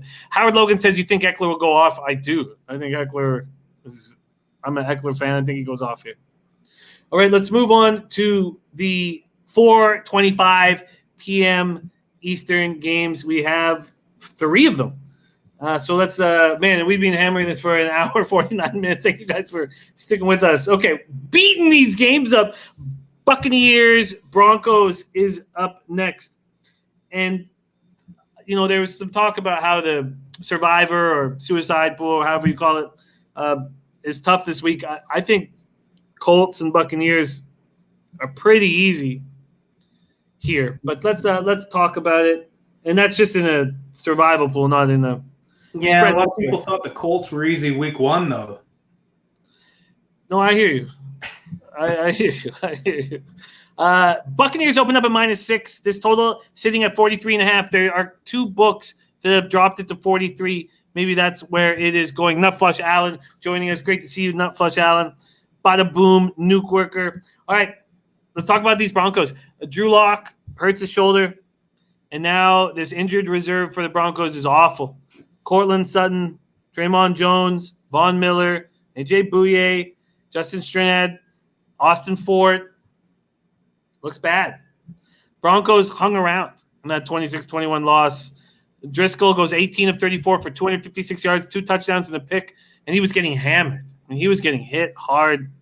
And the Buccaneers, man, that late touchdown really broke my spirit on the Panthers +9, but Tampa Bay was in control of that game. And Mike Evans, 7 passes for 101 yards, so that's over. That terrible debut where he caught 1 pass, 2 yards for a TD. Brady goes 23 of 35 for 217 yards and 1 TD. Fournette looked good and broke through that on that last play. It ends up for 103 yards and 2 touchdowns. Buccaneers, Broncos. Bebsy, what do you think here? I'm not excited about Tampa Bay yet. I said I wanted to sit back and watch. I still don't think, like, Tom got a lot more praise for this week, but if you go back and look at that game, it's not like he made incredible passes. Jeez. I think I like the under in this just because I don't feel Tampa is going to have to put up a lot of points. Like you said, this Denver team is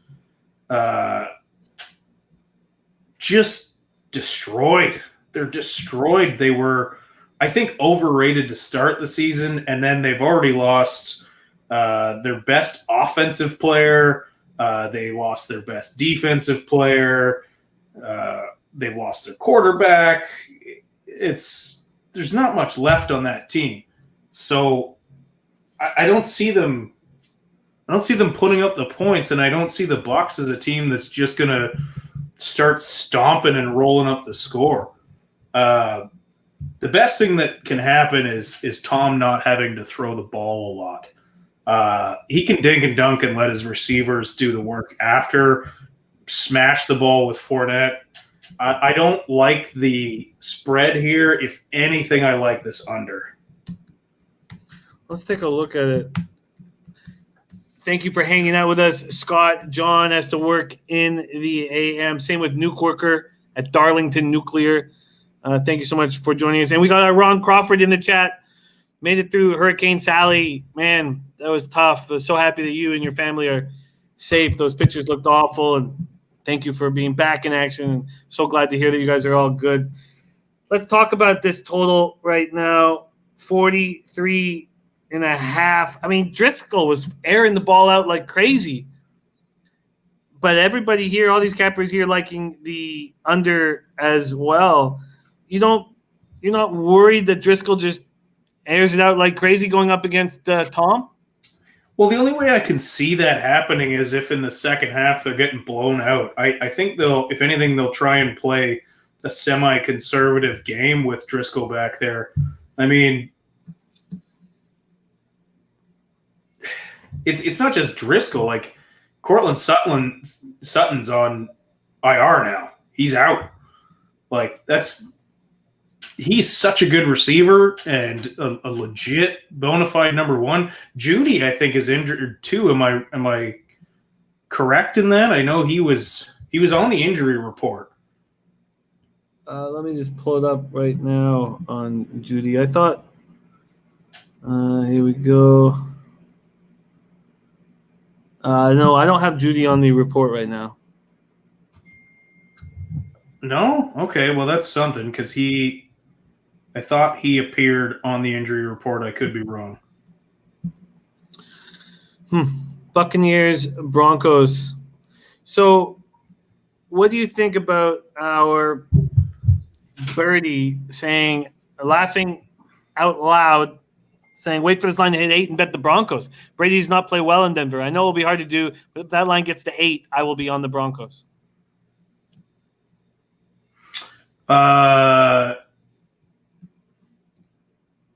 Yeah, Justin Grammer's just saying it was concussion related, right? Yeah, I think Judy had a concussion last week, so maybe he's at a concussion protocol already. Philip Lindsay is not expected to be in the lineup this week. Oof, that's so many injuries. That's the thing is I don't think Tom has to play good in Denver. Tom doesn't have to be good right now. He's got a good defense, and he has more weapons than he's had arguably in his entire career. He just doesn't have to be good right now. He just has to not screw up. So if Tom looks at what Cam did and decides he wants to show him up, Tom's ego can beat him right now. If he starts putting that ball up, then he's going to get picked off because, quite frankly, Tom can't throw like he used to. But if he plays conservatively, he doesn't have to play well in Denver. That's why I lean towards the under, but stay away from that line. You know, if it gets up to 8, then sure, yeah, bet the Broncos to cover. But the only play right now for me is the under, and the more I talk about it, the more I like it. Well, let's do a line shop for you here and see, has there been any movement? As I said, a couple books. So the first 43s have hit the board from 43.5. Let's see what we are getting here from the licensed American books. Here we go. 43.5s. And what? Bet Rivers has dropped it to 43. So Bet Rivers, the first legal license book, dropped it to 43. The 43.5s, there's only 2 -110s left at DraftKings and BetMGM. All the others are juiced. So this 43s are coming. Do you want to lock in a 43.5? I don't know. Now I got to think about this one. All right. We have a lean towards the under in Buccaneers Broncos from Bebsy. Let's move on to Lions Cardinals next up, 425 spot. Detroit, Arizona. Arizona opening up at -6. They're now a bunch of 5.5s on the board. And this total opened up at 53. It's now up to 54.5. 54.5. Hopkins, 8 passes for 68 yards in a TD in their easy 30-15 win over Washington. That's the most receptions of any player in NFL history in his first 2 games with a new team, 22 receptions. Kyler Murray becomes the first player ever to pass for 500 yards and rush for 150 in the first 2 weeks of a season. He threw for 286 and a touchdown. Kenyon Drake runs for 86 yards on 20 carries. Murray runs for 67 on his own. Arizona outgained Washington 244 to 96 in that first half, was up 20-0. And look at this defense. His Cards have held San Fran and Washington to 6 for 23 on third down. And they're a healthy squad. Center Mason Cole questionable, but the only one. And then it's a completely different story for the Lions. They're beat up. They went into this game without Golladay, without Dahl, without Vaitai, without cornerbacks Trufant, Coleman, defensive tackle Nick Williams. They went in and they lose 40-21 to Green Bay. They've lost 11 straight overall. Stafford goes 20 for 33 for 244. Peterson 7 carries for 41 yards, and they were up 14-3, and they allowed 31 straight points to the Green Bay Packers. Lions, Cardinals, Bebsy, take it away. I mean, it just feels like the Arizona Cardinals are becoming the darlings right now of the NFL. I said before that, hey, PMAC, I lost my train of thought. PMAC's commenting on my physique. Yeah, that'll catch you. Yeah. Is this a letdown spot for these Detroit Lions? Well, letdown spot for the Arizona Cardinals, who have looked so strong. Lions are just so beat up, and there's this move. Market move's gone from 6 to 5.5. Yeah, I just really like what Arizona's doing offensively right now. I think I still think Arizona is overrated. Look, you can't even touch Kyler Murray right now. The Niners breathed on him and got flags. I just feel like everything's going to go their way. Yeah, Jordy, take Arizona for Survivor. I like this. I like the Cards in this spot. like you said, Detroit is banged up, and they're also not that good to begin with. Yeah, I can see why you might think it's a trap game. I just like Arizona at home to a beat up Detroit Lions team. I think you could lock this one in. Why do you think it's gone from 6 to 5.5? Maybe just because, like Steel Curtain once said, possible trap game. Like maybe people are thinking that Detroit's going to bounce back here. I personally don't. Detroit has not. Yeah, Detroit is Detroit. It's not a team that consistently has. Well, it is a team that has consistently showed me not to bet on them. I don't like Detroit, and Arizona is rolling. Detroit looks awful. Detroit looks like Detroit. They are who we thought they were. Yeah, I mean, this is the way Arizona's playing, the way that DeAndre Hopkins has changed that offense. It's I don't know. To me, this even at what are we at 5.5 for a spread here? Even at that, I still like Arizona. Well, let's see what you are being offered here on the licensed books here in America. We are offering you up for the Lions Cardinals minus 5.5, and there's only 1/6 left at Fox Bet. Everything's gone down to 5.5. The 5.5 minus 110 at BetMGM, DraftKings, and FanDuel. Would you like to lock in here? I mean, part of me wants to sit and see if that keeps closing, but I don't think it's going to close too much. So yeah, I mean, lock me in at minus 5.5. And the first half is at 3.5 as well. The minus 5.5 at minus 110. DraftKings, FanDuel, both available. Bebsy in at minus 5.5 at DraftKings. Maybe that's just a slam dunk. I mean, just the way Arizona's playing right now and the way Detroit's playing,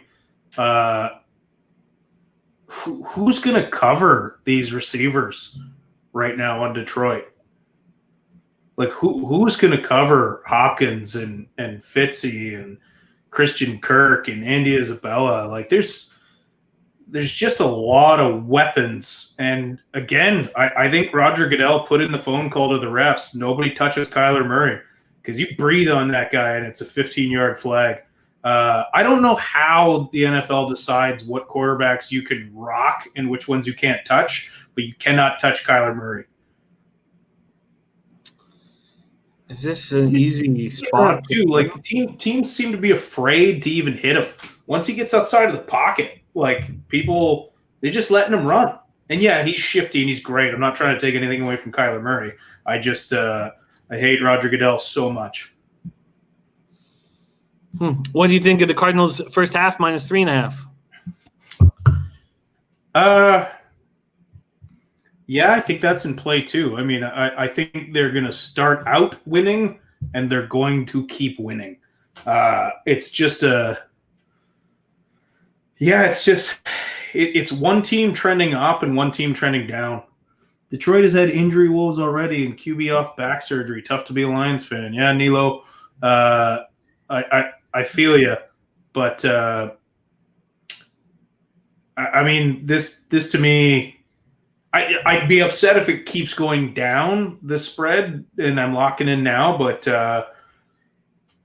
no chance that I'm taking anything but Arizona in this game.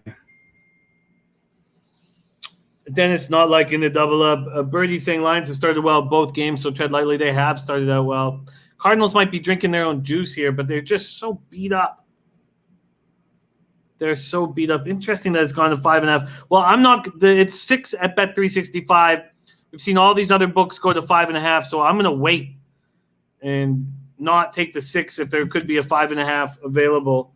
But I am interested in the Cardinals. All right, let's move on to Cowboys, Seahawks. This is the last 4:25 game and see what we are dealing with. The Seahawks open up at -4.5. Now 5s mainly across the board. 4.5 at Bet Online. This total opens at 55. There's now 55.5 on the board. Russell Wilson became the third quarterback ever to throw 5 TDs against Belichick. Against a Belichick defense in their 35-30 win over the Patriots. Wilson was incredible. 21-28, 288 yards. First quarterback in Seahawks history to throw at least 4 TDs in consecutive games. And more questionable decisions from Carroll. Throwing on 3-1 there was very. Pete Carroll's losing his marbles. I'm dead. I'm not saying that to be funny. I'm saying that because I think Pete Carroll's losing his mind. I think they need to get rid of him, even though they're winning. They're winning, but dude's losing his mind. It was just the dumbest. I can't. Very, very difficult to understand. He did that a lot last year. It's getting worse. I think that guy's he's either trying to outsmart himself or he's actually just losing his mind. This game is strength against strength and trash against trash. That the Dallas defense, other than the resurgent back from the dead Aldon Smith, is not impressing me at all. I've already stated a few times in the show that the Seattle defense is terrible. I just see this as a massively high-scoring game right now. I see it as ends up being a shootout just because both of these offenses could put up points. But 55, what are we at here right now? Point total? 55, very high, is now at 55.5. Yeah. Well, let's keep breaking it down, a lean towards the over right now. And Birdie's already locked in Cowboys against the spread and is about to lock in or will lock in Cowboys money line. And Metcalf's 54-yard touchdown pass against Gilmore, Defensive Player of the Year last year. That was the first TD allowed by Gilmore as a primary defender since 2018. Now let's get to the Cowboys. DeMarcus Lawrence, Awuzie, and Tyron Smith, all questionable. Cowboys pass rush has 2 sacks in 2 games without DeMarcus Lawrence. Greg the Leg, what can you say about him? He was that onside kick is something I'll remember for the rest of my life, and he did a great job. Pro athletes not knowing the rules. It was shocking. It was absolutely shocking. Those guys got paid a lot of money to stare at the ball. Even special teamers get a lot of money.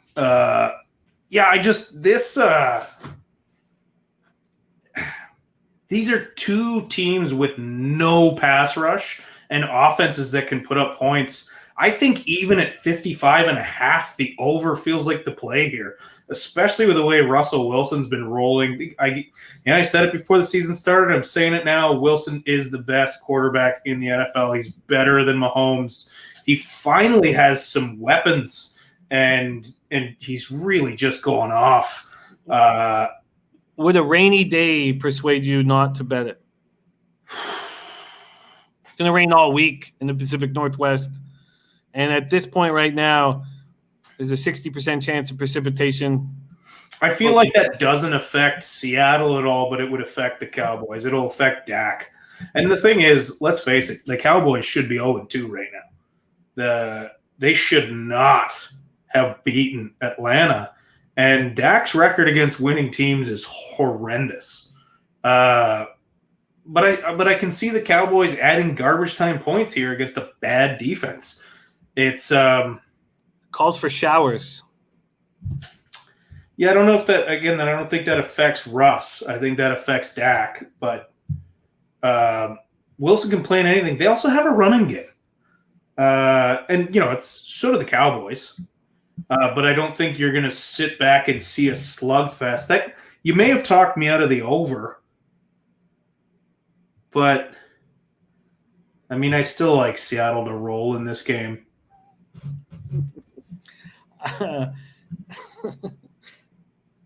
Well, Seattle at -5 from a 4.5 opener.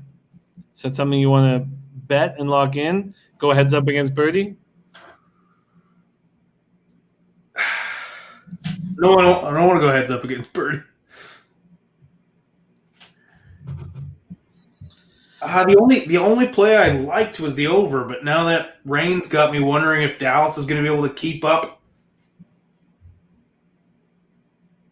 I mean, Seattle doesn't. Are they going to pump in the crowd noise of the 12? No, there's limits. Yeah, no, I know they can't play that garbage anymore. I still think you see. I still think you see a shootout, and by a shootout I mean Seattle going up by a lot and Dallas coming. Neither team has a defense.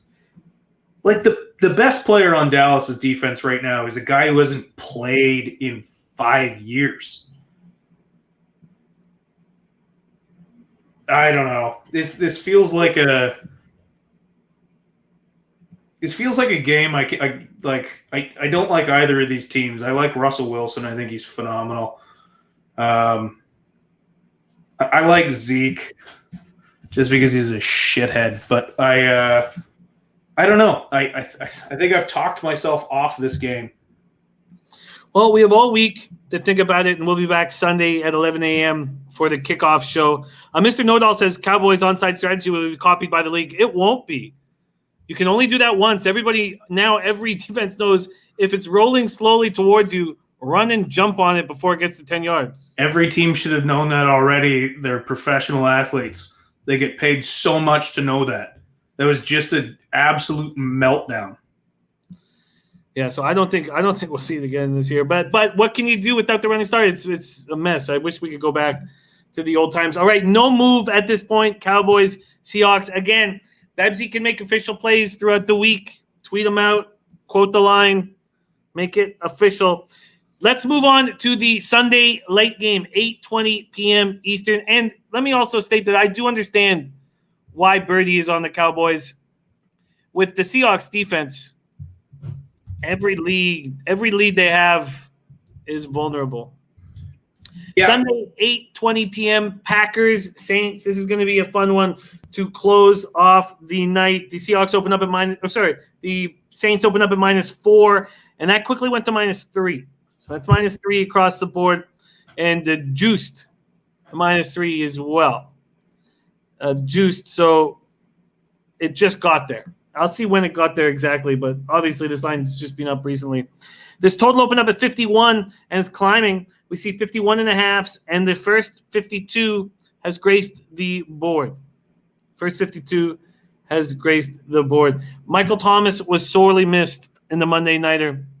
Linebacker Chase Hansen, defensive end Marcus Davenport, are both questionable. Breeze goes 26 for 38 for 312 yards. And explains that he doesn't need to put up yards anymore, and that's not his job, and that's a sign of a noodle arm. Kamara ran 13 times for 79 yards, caught 9 passes for 95 yards. He looks spectacular. And for the Packers fans, it sounds like Devontae Adams' groin injury is not bad.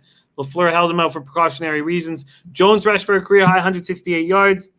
Team-high 68 yards receiving on 4 catches, likely because Devontae was on the sidelines. Rodgers goes 18 for 30 for 240 yards.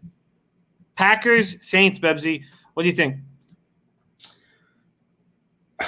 Do we know what's the story on Michael Thomas here? We're not going to know really till Thursday. So it's just guessing at this point. I don't know. See, I was dead wrong. I really thought Sanders was going to go off without Michael Thomas, but he was only targeted 3 times, 0 catches. And I think a lot of that has to do with he's a deep route guy. He's a savvy route runner and he can run the intermediate routes, but Breeze just can't hit him. And, again, I said this before the season started. Drew Brees is the biggest question mark with that football team.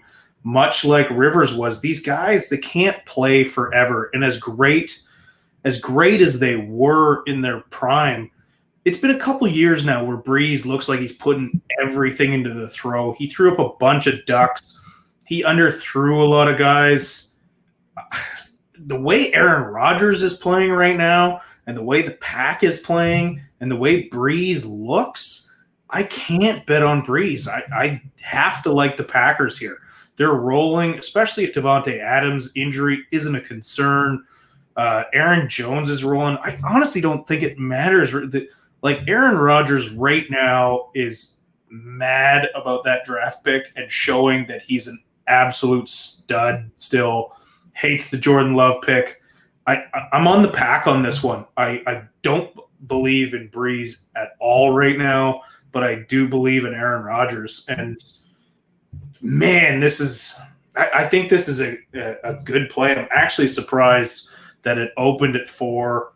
I'm surprised I think it gets bet down further, to be honest with you. So I'm on the pack here. Well, there still are 3.5s available at some of these licensed books. There's a 3.5 available at DraftKings at -114. There's a 3.5 available at BetMGM at -110. The 3.5 available at Fox Bet's the most juiced at -118. Would you like to lock in this plus 3.5 at BetMGM at -110? I am going to lock in at -3.5. Plus 3.5. Plus 3.5, sorry. -110 at BetMGM. And look, I'm going to bet against the Saints until Breeze shows me he can throw. Yeah, man, his arm's a noodle now. He's just that way they can just keep it tight. They don't have to worry about the deep ball. And again, I said this before week 1. The only way they're going deep is if Taysom Hill comes in. But look, Sean Payton is hard to bet against, but Drew Brees right now is not. Plus 3.5. If I want the 3.5, it's going to cost me -125. I bet 365. They've moved to 3. And Dennis Garcia says, I'm betting against NOLA every time they are the favorite. Okay. Yeah, well, let me ask you this, Bebsy. Sure, the Saints look bad last night, but against the Buccaneers at home, they looked very strong. Was that the Buccaneers working out their kinks, or was that the Saints being a very tough team at home? I think it's a bit of both. I think it's more to do with the Bucs just not being that great.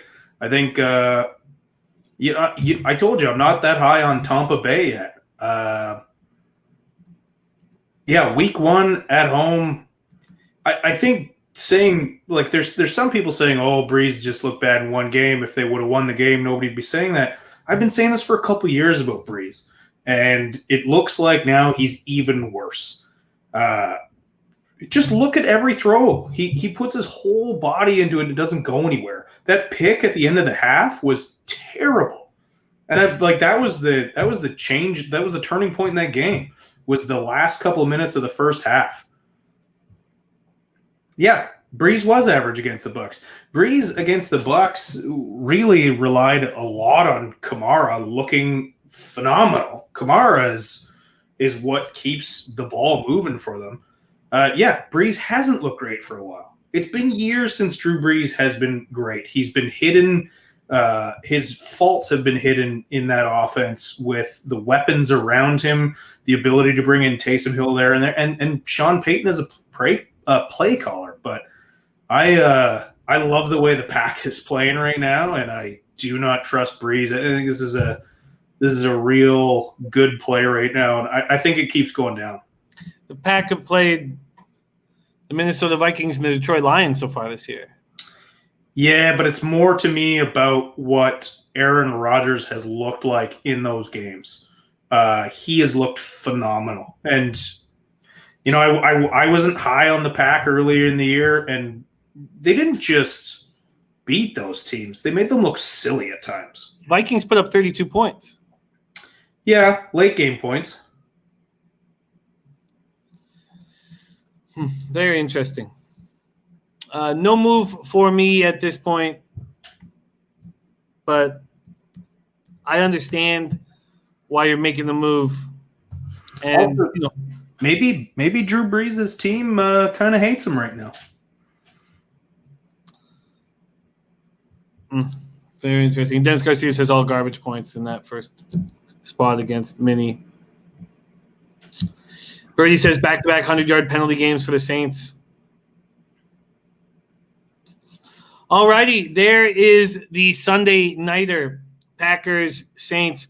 Let's move on to the Monday nighter. Man, the game of the week, Chiefs, Ravens. Man, is this going to be fun. Let's see what we are dealing with in the market. Baltimore at -3 at some books. And that's a juiced -3 at about -125. And then they moved to 3.5. FanDuel is hanging the -3 at -130. FoxBet has moved the Ravens to -4. So that's the first 4 that I've seen on the board. Dennis Garcia says Chiefs plus 3.5 for less on the money line and over 53. All right, let's talk about Baltimore first. They lose Tavon Young, their cornerback. Looks like it's season ending. Running back Justice Hill, wide receiver Chris Moore, defensive tackle Justin Madubuike, all questionable. Jackson throws for 204 yards and a touchdown, 54 yards rushing. Ravens gained 230 yards on the ground against Houston. You know, that's how you take care of a lead. They were 186 yards rushing in the second half, 14th straight regular season victory. Then we go over to this Chiefs team that's a little beaten up. Cornerback Javarius Ward, defensive end Alex Okafor, cornerback Antonio Hamilton, wide receiver Sammy Watkins, running back Darrell Williams are all questionable. Butker connects from 58 yards 3 times. I mean, it was just unbelievable. I guess 4 times if you include – I guess 4 times. I mean, it's just – what a kicker. What a spectacular kicker. Kansas City's won 11 straight dating back to last season, including playoffs. 4 of its last 5 wins being from double-digit deficits. Mahomes completed less than half of his passes in the first half. He didn't look very good. That's the 3rd time in his career that's happened, just the 3rd time. Finishes 27 for 47 for 302 yards. He's won 6 straight games when trailing by double digits, a record for NFL quarterbacks. Hill goes for 5 catches for 99. Kelsey, 9 catches for 90. And the final 4 drives, Mahomes goes 18 of 25 for 222 yards. Bebsy, the Monday nighter money coming in on the Ravens. The first 4 has hit the board. What are you doing here? Listen, my gut says the Ravens.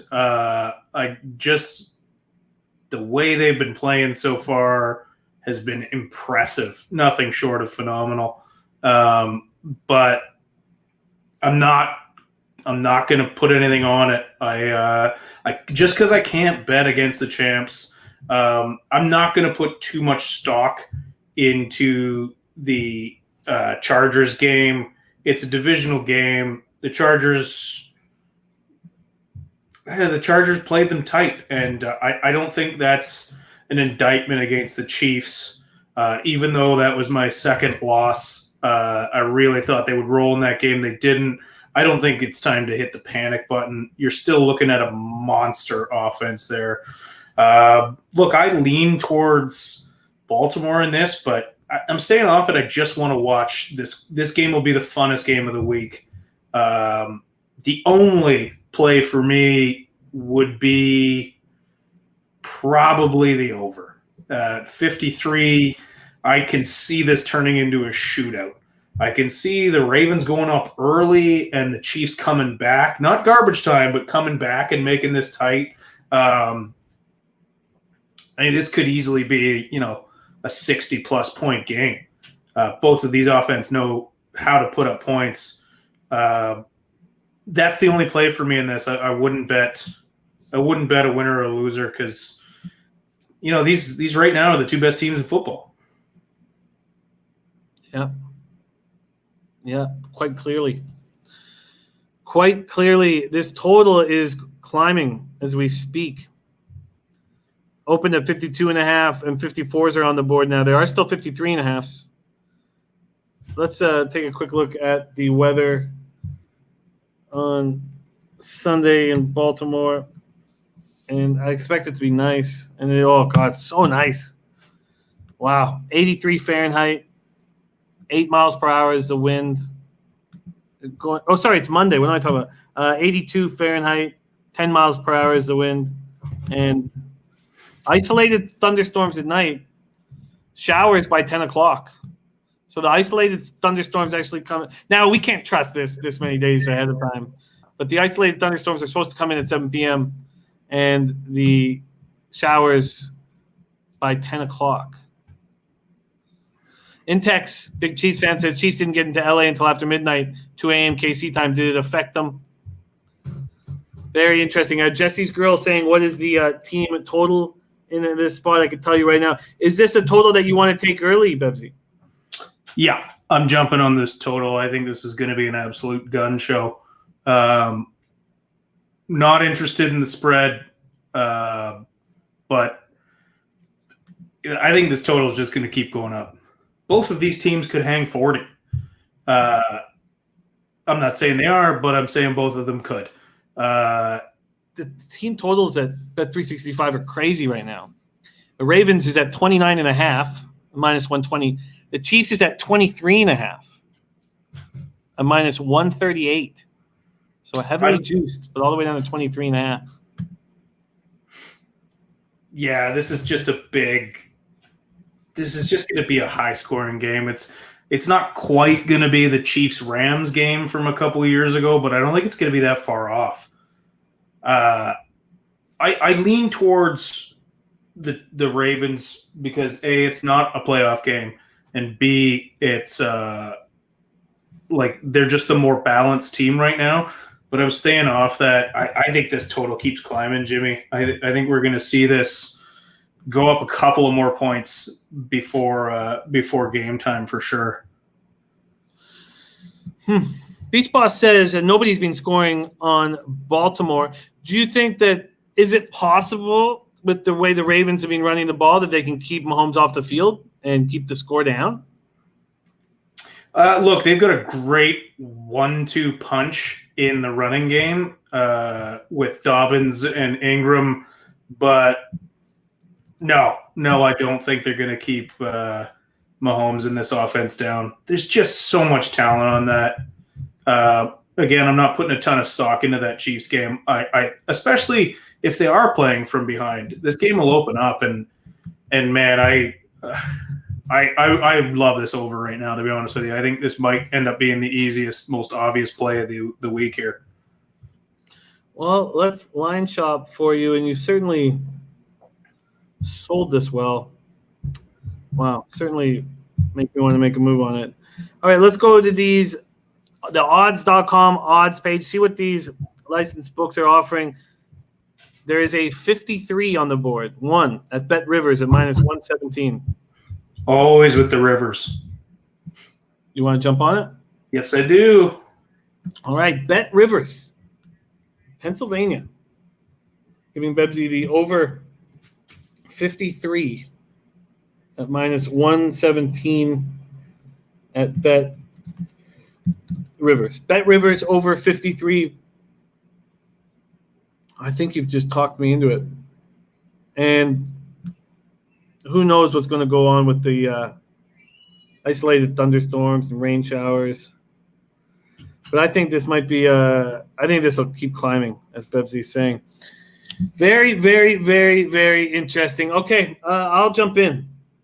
I'll follow. I won't get the 53. I'll have to get the 53.5. That's 110.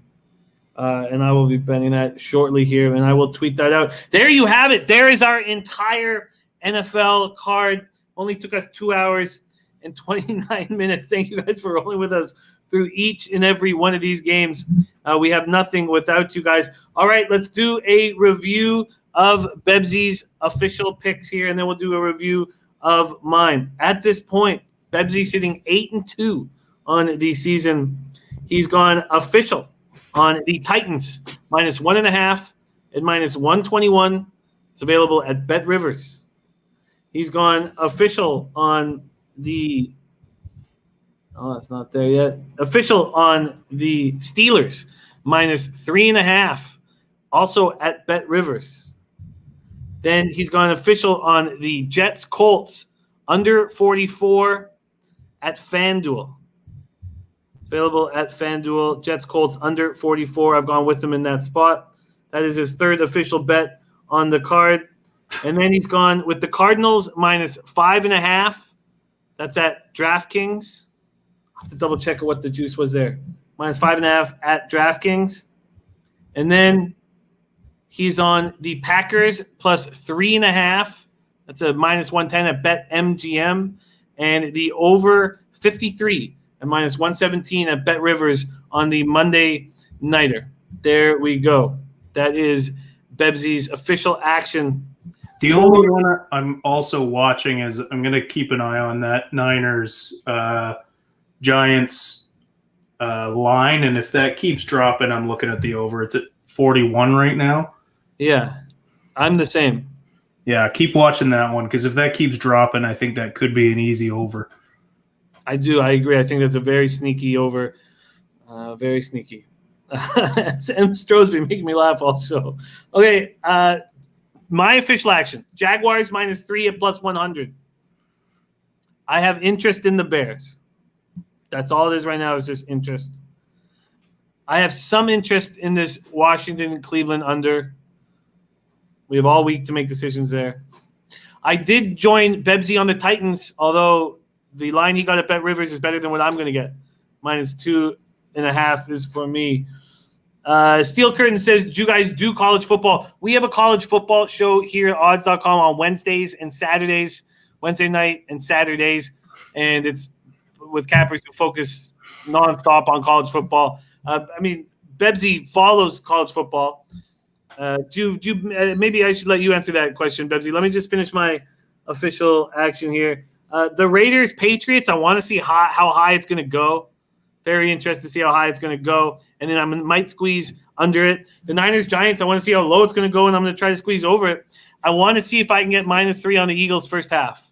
If I can get minus 3 on the Eagles first half, I'm going to pull the trigger. And I don't want to have to pay for it. Then I'm not on that Steelers spot with Bebsy, but Jets Colts, I did follow him on the under 44.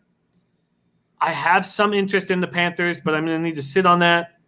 And then I do have interest in the Cardinals, but the market's moving towards the Lions. I want to see how that plays out. And then I went on the Monday night over. I went on the Monday night over with Bebsy, the over 53. I got 53.5. Bebsy got 53. Bebsy, did you bet college football? I don't for two reasons. One, the scores just get too wild for me to really pay attention to. And reason number two, normally, not in a pandemic year, I'm a comic. I'm traveling. I'm always on the road on Saturdays. So it's really hard for me to put the focus into it that I would to bet and certainly give my opinion. But I do love me some college ball. Yeah, no doubt. And the big games, the bowl games are much easier to focus on. What a treat it is. Bebsy, thank you for rocking with us. You can catch Bebsy and I this Sunday at 11 a.m. Eastern. And here we go. Big shout out to all these cappers, man. 2 hours, 33 minutes. Al Cervix says, what happened to my night? Hopefully it puts money in your pocket. Intex, Beach Boss, M. Strohs, Prince of the City, Steel Curtain, YM Crossed X, Jesse's Girl, Chris Brady, Clint Richardson, Walla Walla Dose, Nilo, Lily Gunn, Dennis Garcia, MMA Locker Room, Brandon Lugo. Thank you guys so much for fighting the good fight. Gerardo Hernandez, Alex Condiff, Birdie. Thank you guys for sticking with us through this great, long show. Bebsy, any last words for these great cappers? I can't believe that was 2.5 hours. Thank you guys for sticking with us. You guys are all gems. You guys are beauties. Some of your comments talked me out of picks, and apparently I got to get back into the gym. Fuck you, Pat McDonald. You guys are such beauties. Thank you so much for joining us again. Let's do it. Let's have a big week. 8-2 start to the year for Bebsy, and I'm sitting at 7-7, 7-5 on spreads and totals, but fucking couple prop bets fucking keep me up at night. Bebsy, great work. I will catch you Sunday. But Bebsy, if you want to add any official plays, tweet them out, quote the book, and they'll be live. Let's have a big night. Good luck out there. And You got it, Jimmy. Much love, brother. let's keep rolling in the NFL. Catch you guys. Thank you for watching.